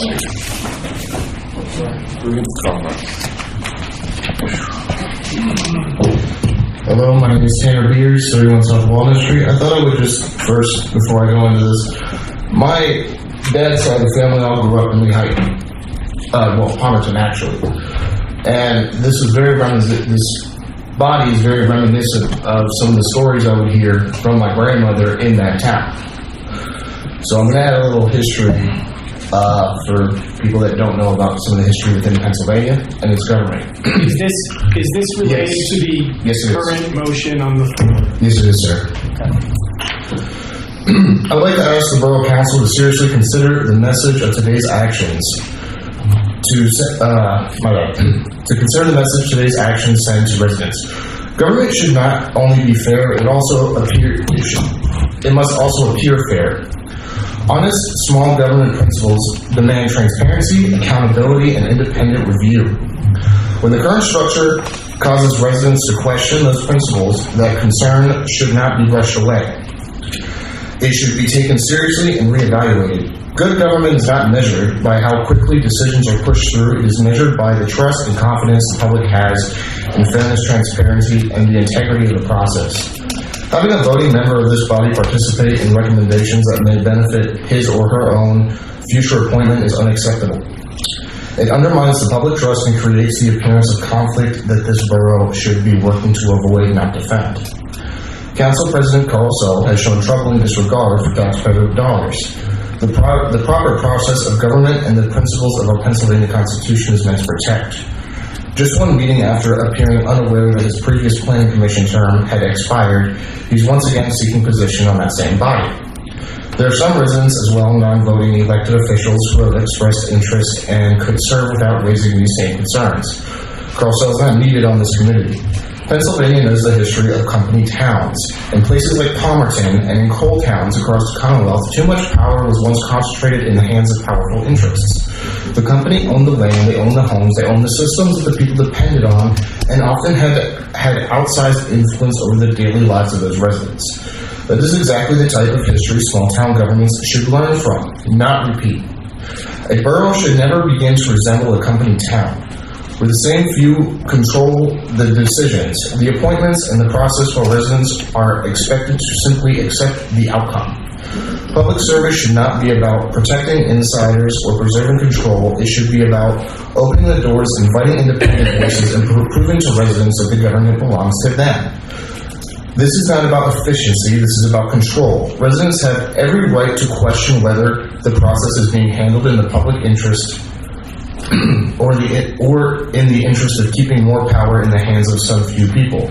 I urge council to step back, restore public trust, and choose a process that is transparent, independent, and worthy of the residents that you represent. Thank you.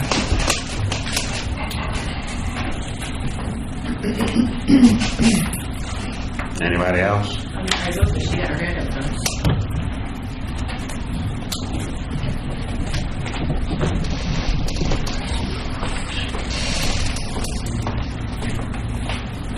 Terry Bliss, 42 North Button Street. Again, I agree with this gentleman, but small government isn't just about spending less money. It's about earning public trust through fair decision making. Tonight, I ask each of you to consider whether having one person participate in both the recommendation and final approval process supports that goal, even if it's legally permissible. Appearance matters. Public confidence matters. We should strive We should strive for process that leave no room for reasonable questions about impartiality. Just because you can doesn't make it right.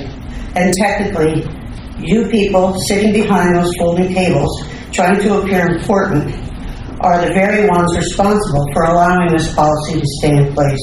Your job is policy making and making frugal decisions with our taxpayer dollars. Instead, all I see is at least 3 of you only chasing your own vendettas, misusing government position to interfere with the Macungie Volunteer Fire Department, with the residents, and this is a mess. The process, you disregard the law, you skate on the edge of the clear lack of understanding of procedures. And I don't know a lot of times what your agenda is, but it doesn't seem to be the residents of Macungie. Thank you. Thank you.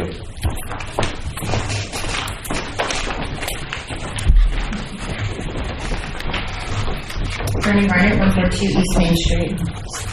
Our borough often talks about honest, responsible, small government values. Those values require more than slogans. They require procedures that demonstrate fairness and independence. If someone helps develop a recommendation and then later votes to approve it, many people will question whether enough separation exists between those roles. Even if there's no legal prohibition, our ethical standards should aim higher than simply meeting the minimum requirements. President Carl Sell, you personally chastised the residents several weeks ago about needing to step up and get involved. Yet you specifically, and your wife, and longtime Councilman Greg Hutchinson, continue to shoot down qualified residents historically through the last several months here, when diversity in opinions that stay apart from your own threaten to get involved. This is not government. Processes were created to increase public trust, participation, and integrity. And your position on the zoning or the planning committee so far has resulted in the apartment debacle that we've all just been discussing at length this evening. You've been a part of this process since it came before the planning committee, I believe, several months ago, in order for time restraints to have expired. And so I'm not sure what your involvement on the planning committee has done to improve things, and how your future involvement would do anything different than it has done thus far. You don't seem to be wanting to do things in the interests of the residents. And I know your mom's probably going to get up and yell at me now. So I'll take my leave. Thanks. Good, thank you. Anybody else?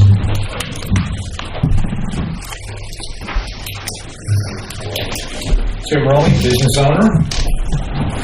At the last meeting, I was the one who pointed out that your planning commission term expired. Now, I don't live here, and I had to point that out to you, and you live here.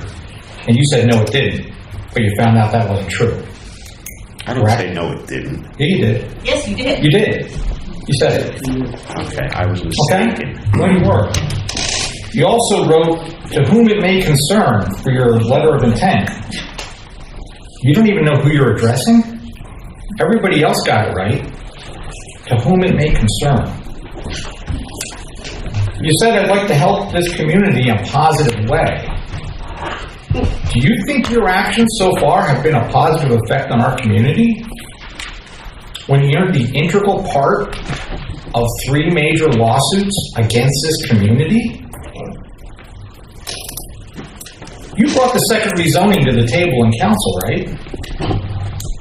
You listed it that way on the agenda to go after the Macungie Volunteer Fire Department for the second time and to go after about 100 residents. And you thought that was a good idea. You found out how that worked out at that meeting, right?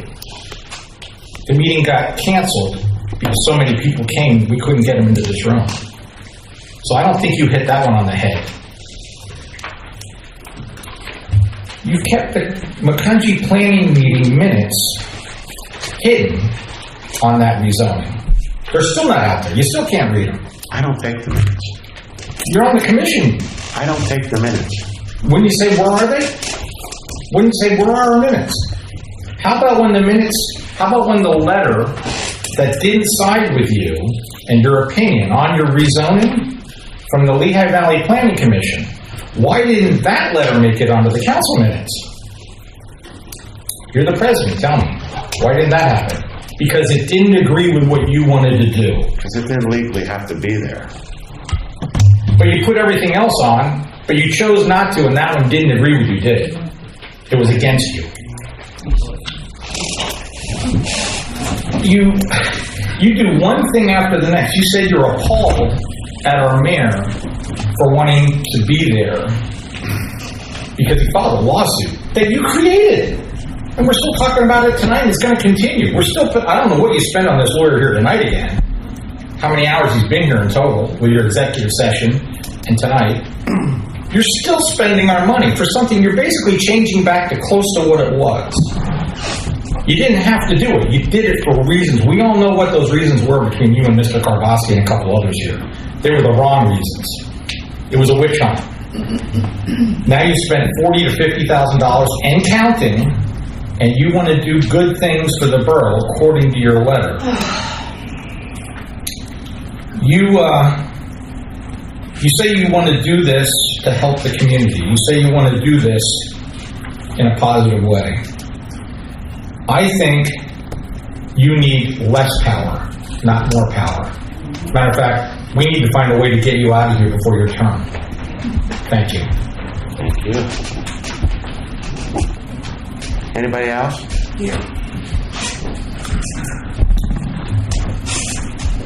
Dennis Fritz, 32 Lee Street. Long-time resident, lifetime resident of this borough. I've seen a lot of stuff going on with this borough council. And yeah, we can have 2 people, elected people on planning commission. Doesn't make it right.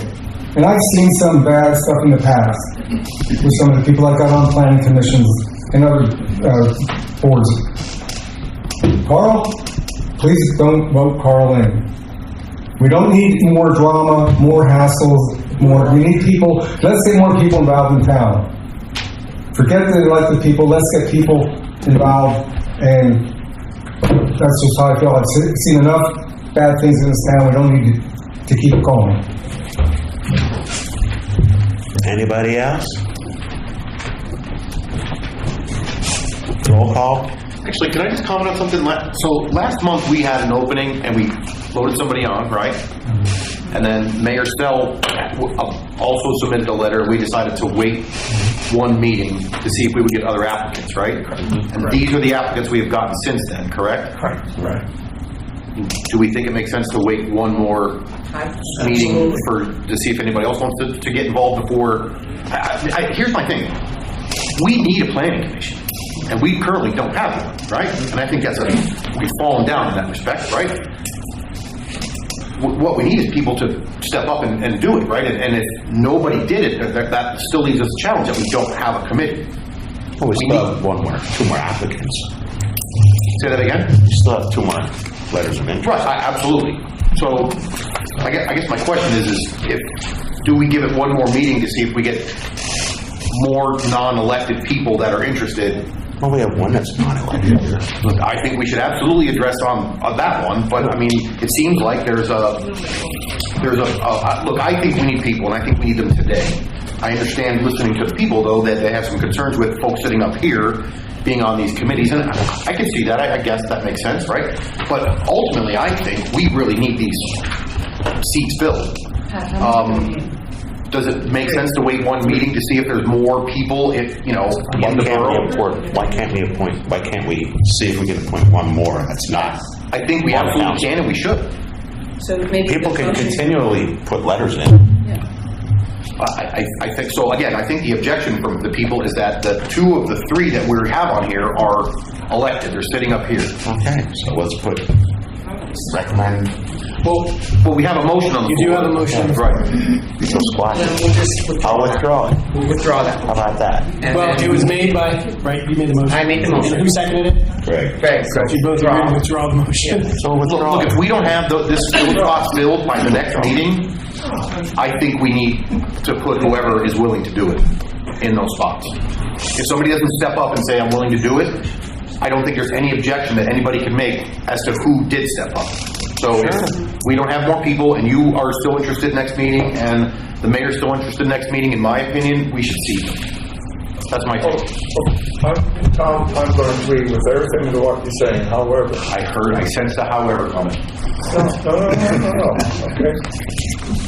A lot of people want to get on a committee and they have no idea what's going on, okay? I agree with that. Hear me out, okay? No, the audience knows better. It's a fine. No, I understand what you're saying. It's also good that we need to have qualified people. No, what I was trying to say before the clowns or whatever, they should have to take a class or read a booklet so they have a little understanding what's going on. That's all I'm asking. I agree. It's all valid. We should have qualified people in those spots. No doubt about it. I agree with you 100%. Just, not a warm body. Somebody has. Yeah, I would agree with that. That's an idea. I would agree with that. So I think we could move on the one person that's not sitting up here, right? Yeah. And then agree at the next meeting that either we get more people that are interested, or the 2 that are here get acted upon. That's my opinion. Is there anything in planning coming up? There's no applications currently. Okay, then that's fine. So you need a motion. Well, you can either formally withdraw the motion that's on the floor, It's or you already can take a done. vote, let it die. I mean, it's up. Let's formally withdraw it. You did it already. And you agree, Greg, you Yes, let's move on. So who would we like to recommend now? Can I make a motion to table any appointments to the next meeting to see if there's any more public interest in the Why can't we just get one person? Yeah, what, you got a problem with a guy or what? Well, it sounds like He's not an elected official. Okay. So we're looking for somebody to fill a spot, right?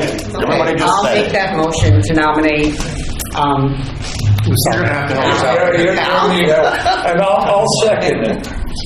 You're saying kind of Greg, he's not here, but we already read his letter before. Yeah, he apologized. He's away this week. I would second that motion. I already got it, sorry. Oh, okay. Okay, all good?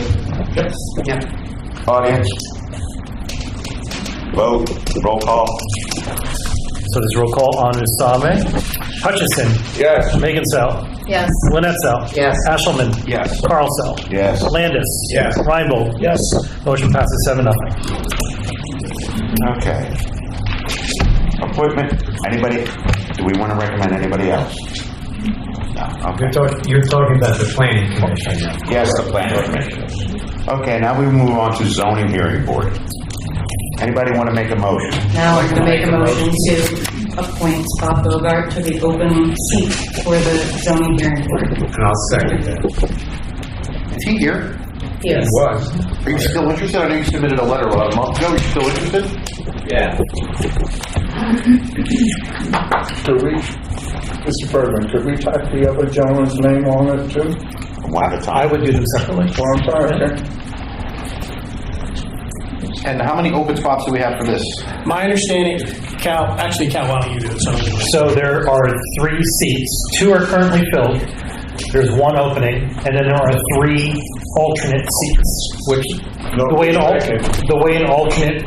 3 alternate seats are vacant. The way an alternate works is they attend the hearing just like a seated member. However, they don't vote unless there's a conflict of interest or somebody's absent of the main full member. So they basically try to make sure that the meeting can occur if somebody can't attend or if they have a conflict of interest. So I would indicate in the motion, are you voting for the full member or the alternate member? When I made that motion, I did mean for the full, like the open seat. Okay. Somebody second. Stanley. And you amend that? Okay. Oh, full seat. Any comments from council? And we're talking about Bob Bogart. Yes. No comments. Audience? Any comments? Roll call, please. Megan Sell. Yes. Lynette Sell. Yes. Ashelman. Yes. Carl Sell. Yeah. Landis. Yes. Reinbold. Yes. Hutchison. Yes. Motion passes 7-0.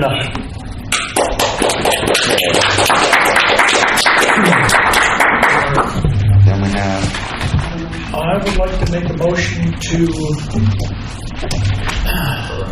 come on, say it. have a member of the zoning hearing board, Mr. Ben Parapoli. Is that you back there? Yep, that's me. I'll second it. And you would be an alternate.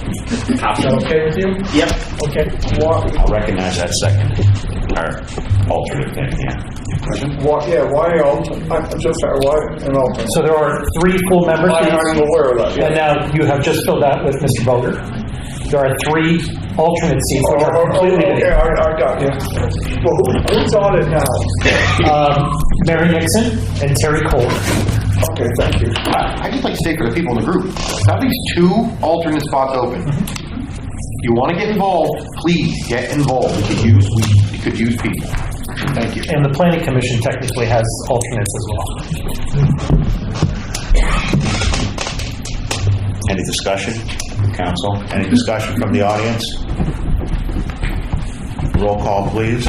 Lynette Sell. Yes. Ashelman. Yes. Carl Sell. Yes. Landis. Yes. Reinbold. Yes. Hutchison. Yes.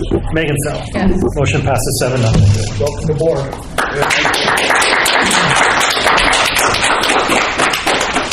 Okay, with new business. Item C, Mayor Sell's request for reimbursement of outside council fees. So, Cal,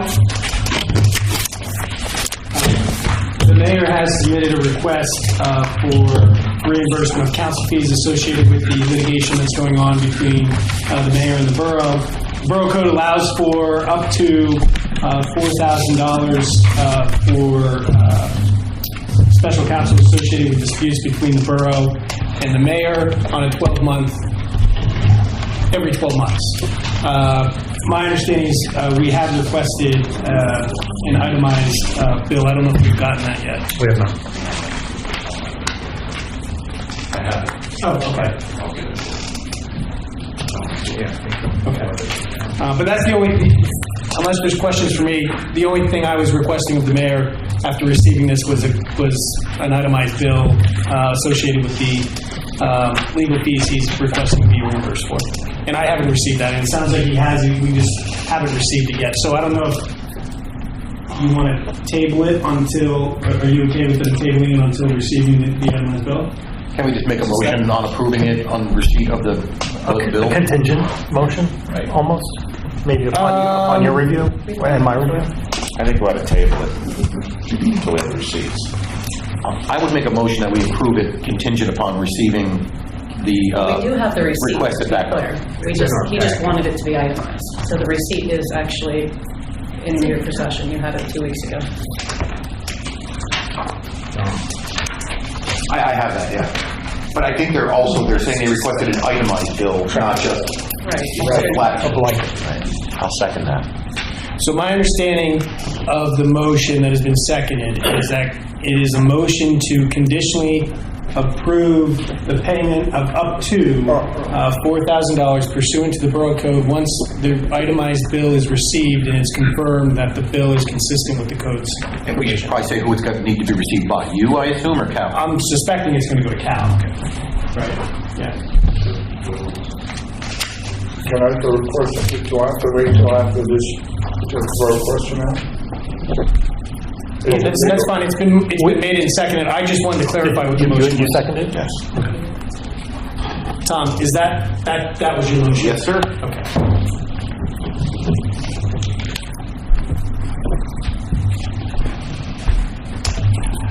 Any discussion from council? Here's my question. If I'm correct, did Mayor Conrad, did he receive, I believe, $7,000?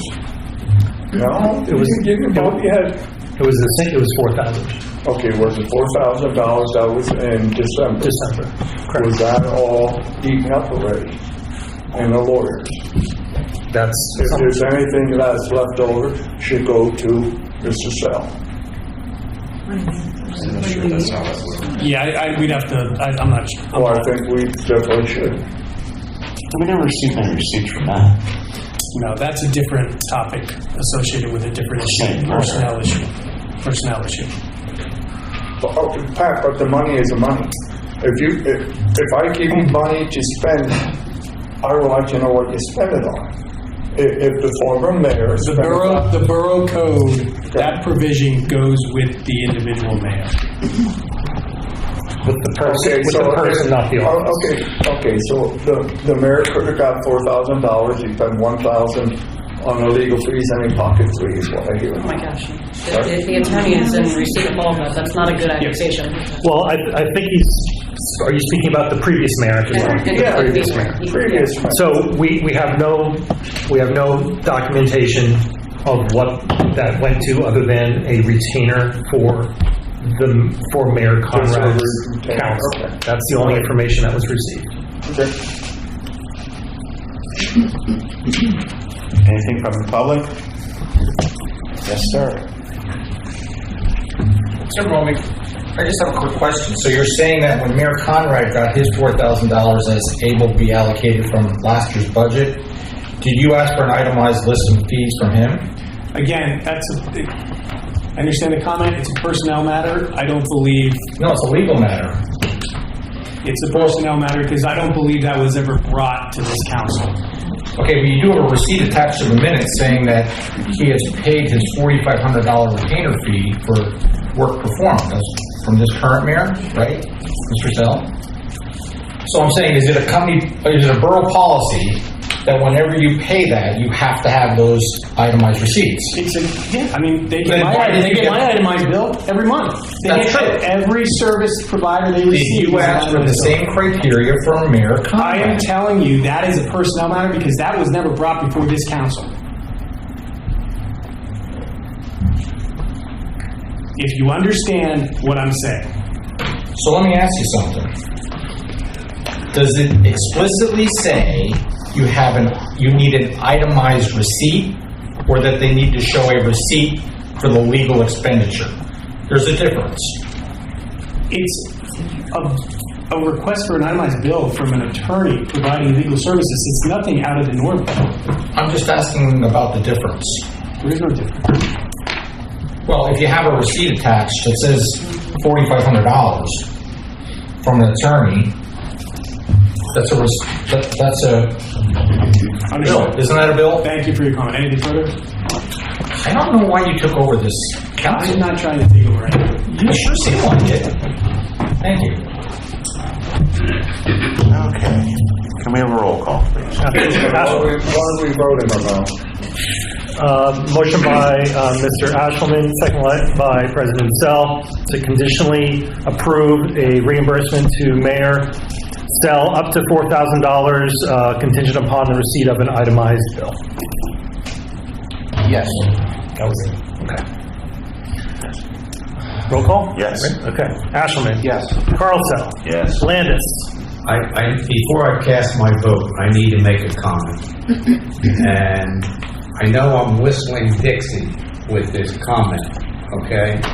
But the Borough Code permits this, and I certainly would say that the mayor has every right to sue the Borough Council. But what I object to is he's suing Borough Council, by extension, all of you folks, because we're representing you. And we are paying the mayor to sue us. Do you understand what I'm saying? And in good faith, I mean, I'm not objecting to Bob Sell, the mayor, suing Borough Council. I'm objecting to the way he's reimbursed for his legal fees. Now, that's something I'm going to personally work on with our state legislator, because that is crazy, absolutely crazy, to use taxpayer money to have somebody sue you through us, but yet we're paying. It makes no sense to me. So I'm just letting you know that's the way I feel about it. It's neither here nor there. It's going to be my issue for a while, because that does not seem right to use taxpayer money when the taxpayers are being sued by extension through us. Right, when our council... Okay, we're on a vote here now. It's not a question and answer. You asked for my vote? Yes. No. Reinbold? Yes. Hutchison? No. Megan Sell? Yes, and I did want to just comment on your comment, Stanley. I understand what you're saying. It does feel offensive, but this council does actually have the ability to put it to rest with our votes. Because he's been very willing to turn this lawsuit off, just to add mayor back to everything, and to do very, very few little things. And everything that happened before was 85% reversed today, and it never needed to happen. It's easy to have to make your comments, don't I, Lynette? Something that we discussed in the better talk. But actually, yes, I can. Yes, I can. This is an agenda item. I actually can. You need to know that. There are courses for this, PSAB. But yes, my vote is yes. Yeah, and I don't want to drag this on. And I believe, in my reading of the Internal Affairs Policy, the revised Internal Affairs Policy, I believe, and you know that I objected to a number of those paragraphs.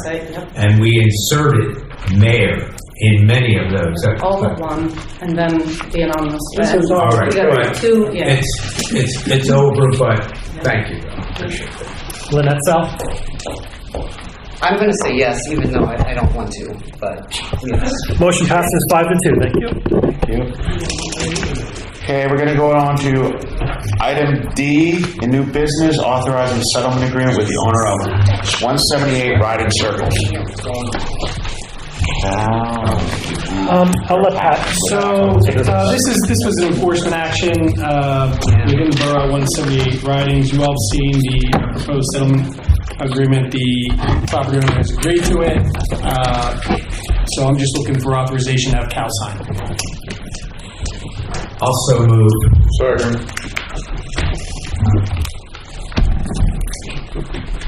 Roll call.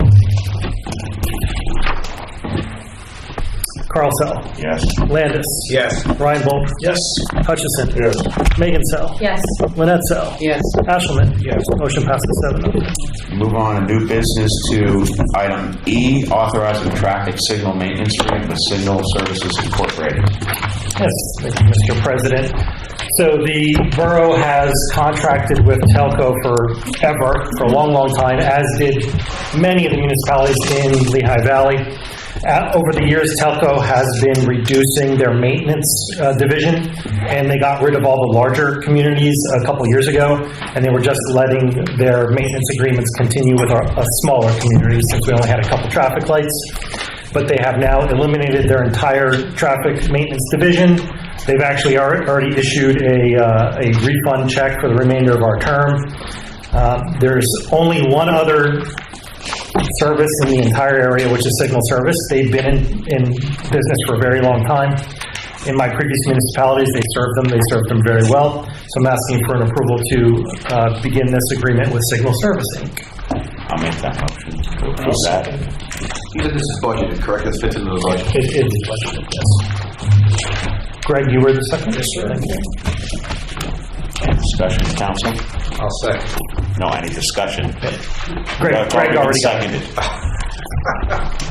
It's getting late. It's getting late, man.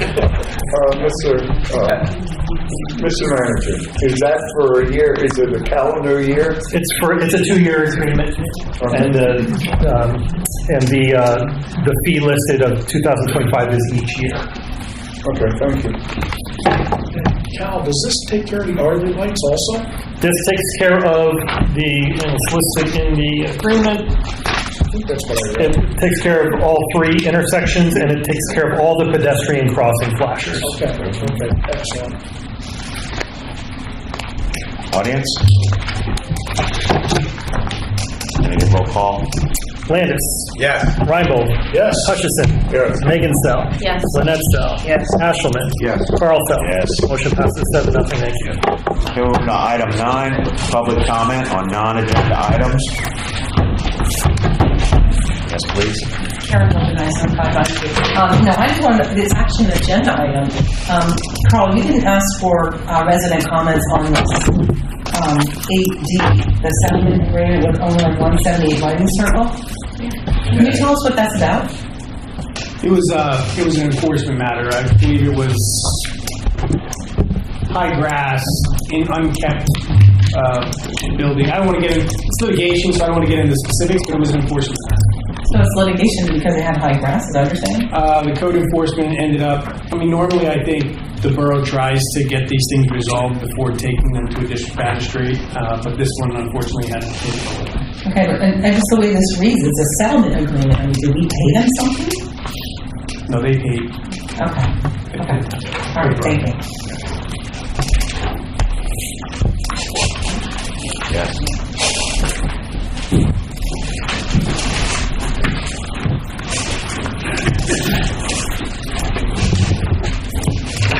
Mark Holger, 159 South Church Street. First of all, I'd like to thank you all for appointing me to the zoning hearing board. Second of all, the Young property on Lumber Street. I was on planning commission for 13 years, and we ran across these exact same scenarios where we had to, it's not our problem as a borough, like I've said before, to worry about their bottom line. That's not our problem. Our view is for the residents of Macungie. So first and foremost, traffic study, absolutely. Whether it means anything to them, anything to us, we will still have it then. And who knows what we can do with it in the future. Plus in the future, if one's needed, then we'll have to pay for it. So make them do it. Second of all, the recreational area, 49 units. How many children is that going to involve? That has the potential to have a lot of kids. They're all going to be, what if they're smaller kids? They can't walk to Macungie Park. With no sidewalks. Yeah. Make them redo their plan that they have to cut back on some units and build an actual recreational area in their community.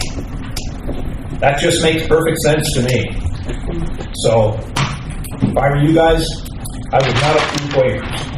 Thank you.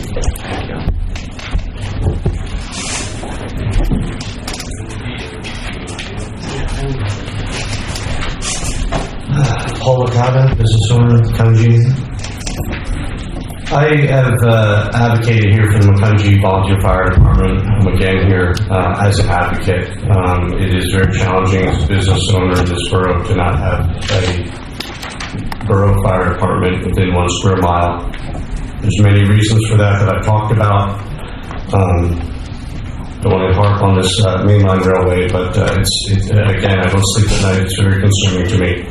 The other piece is it's very concerning with the council members here that I'm aware of false information being spread, and candidly, as it would be phrased, as really deception being created and active sabotage against a fire department here that I've also done a lot of research. There's a lot of bad past, basically criminals. That's in the past, and I want to do what I can, and I encourage this council to do everything they can to really partner and do what's right and have us have a fire department within the borough. Next piece here is this young development, was challenging for me, really just saying the surface. It is just, there's no zoning waivers to be honored. This project should not be built. It should not be built in this town. The mayor, I support this mayor and I support this reimbursement. The reality is, there's a phrase, when you have the criminals running the asylum, bad things happen. And so the reality is these residents here, including myself, I'm going to pay taxes for that mayor to do the right thing because that's what we want. Because we want him in control. And you know what? The gentleman's not here that wrote all the lingo here to take that control away. And I'll pay the money. I'm paying that mayor. I'm going to pay the money. And I'll pay more of that budget for this money to keep control. With that, I just want to close again on... I just really want what's best for this town, and every one of these waivers, I think, it really talks to the whole town. We want to be able to walk. We want green space. I would really support buying that land. Lower Macungie, they save farms, and they band together and put money towards saving green space. I really encourage the council here to look at ways to preserve that property. Thank you.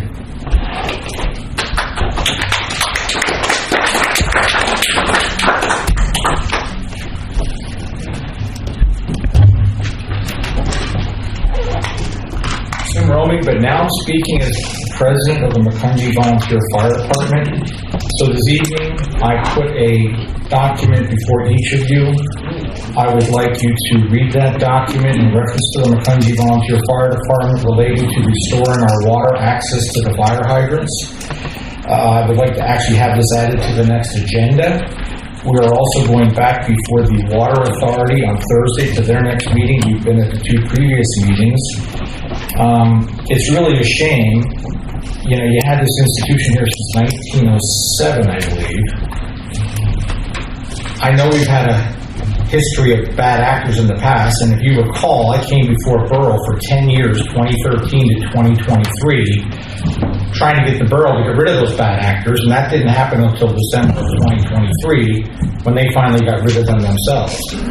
I became part of the new officer corps in 2024, because I think it's a great asset to the community to have a fire department within our borough limits, again, on this side of the fire track.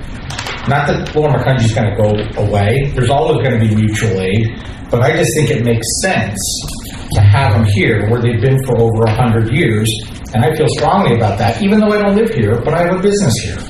That's the only reason I got involved. I'm never going to be a firefighter for that department. I just believe, along with several other business owners who become part of the officer corps there, and past members, Dennis Fritz, who was a past fire chief at Macungie, that it's very important. But unfortunately, our bigger stumbling blocks are the sabotage, actually, that's going on to try to stop us. Because some people can't accept that either you're for it or you're against it. They have to try to stop it because they feel like it's a loss to them if it actually goes through when they didn't want it. I pointed out the last meeting that Mr. Hutchinson visited several fire departments. I know that because they called us. They told us what he said. He went to the Water Authority and said that they didn't want to work with us. They said that's not what they said. He tried to talk them out of working with us. Then we produced a letter to the Water Authority stating that Woodlawn Fire Department was one of the companies willing to put it in writing that they'd work with us and go on mutual aid. Guess what happened a few days after that happened? I found out, and I went and found out firsthand by the fire chief at Woodlawn, the Lower Macungie Township manager called the South Whitehall Township manager, irate and flipping out, threatening that the MOU was being violated, which it's not. I've read your MOU, I have a copy, and threatened the fire department to cease and desist immediately through Barry Search, the fire chief. I talked to him directly. I think what's going on is not only members here are directly involved, but Ron Karboski has not resigned.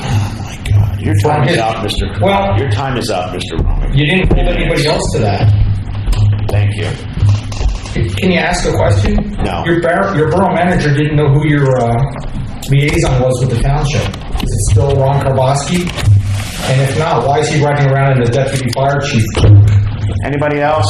Did you ever replace him as the assistant manager? Your time is up, Mr. Roman. I think you still have him appointed to those positions, and he's still working on the borough's behalf. Okay, can I get a motion for adjournment? Well, wait, is there anyone else with public comment? I think you should answer. Dennis Fritz, 32 East Street, former fire chief, and I've been involved with this all the stuff with the fire department. It all comes down to Mr. Kabowski and two other people here against us. This could have been solved back in early 2024, but it didn't go Mr. Kabowski's way, so he put a kibosh to it, and he's been sabotaging us. We could have had something worked out with the other departments, because all the other departments around here do want to work with the Macungie Volunteer Fire Department. We have the equipment we need to function. And the departments want, but we got people going around spreading bad things about us, lying. It's got to stop. It's for the public safety, not just for the whole town, but for the whole community. And all departments are having a tough time getting volunteers. So by having another department here, whether it's we have 10 people or 20 people, or I know some only have 5 or 6. But when you have a call, everybody works together, all the departments work together. But some people here refuse to see how it works. I just don't get it, but it's personal stuff, right? Carl, it's all personal, unfortunately. But I think the people in town want it, I know they want it, and we deserve it, and it can be brought back again. I did it before, when I first got in, we were Keystone Cop Fire Department. We rode on the back of the truck in our own bunker gear. I had 12 size 12 boots, a long coat, because we didn't have personal gear. I brought it around, we became a very respected fire department. I can do it again, help the department get back to where it was, but we need the support from the Borough Council. It seems like we can't get it. Mr. Fritz, let me ask you this. I'm dying to know. What kind of support do you want from Borough Council? What exactly do you want from Borough Council? Please, put it in writing and submit it to us, instead of just standing up here. No, stop, okay. Mr. Kabowski stopped us from using Mr. Kabowski is not here anymore. Well, they wanted you guys to fix it. Let us do the stuff. Do what? Let us give us, he gave us a letter threatening us with legal. He's not here anymore. Felony. He's not here anymore. Well, then why don't you guys tell us, okay? You have for what? So we have the authority to use the hydrants for practice and stuff. I can't give you that authority. Yes, you can. Yeah, you can. I can't give you that authority. Council can. But nobody here seems to be sitting up and speaking up for us. Have you saying, nobody's let me ask you, what can we do to help you guys? You've got to help yourself. For the last 2 years, what can we do to help the department? None of this. That's what's frustrating. No one has come down and asked, what can we do to help you guys? Instead of, have you ever brought a plan to us? You try to do zoning to stop us from fundraising. Have you come with a plan for us? Do you have a plan? What plan do you want? I don't know. Have you met any of the state criteria for being a fire company? Yes. Do you have codes? Yes. Do you have radio? Yes. Do you have cars? Yes. Well, write it up and submit it. Instead of standing out there yapping about it and keep saying it. Let us have water. Yeah, I mean, yeah, I know. You see this piece of paper, just write something up and bring it in. It's turn it in. Right now. Yeah, it's right there. Good God. It's in front of you. I didn't get one. Piece of paper in front of you. That's all you guys have been doing is fighting with this for 2 years. Mr. Hutchison, you, and Mr. Cabral. I did nothing to You're you. one of his puppets. Come on. Oh, God. All right, thank you very much. Anybody else? Never get anywhere. I'd like to make a motion to adjourn. Second. All in favor? All right. Aye.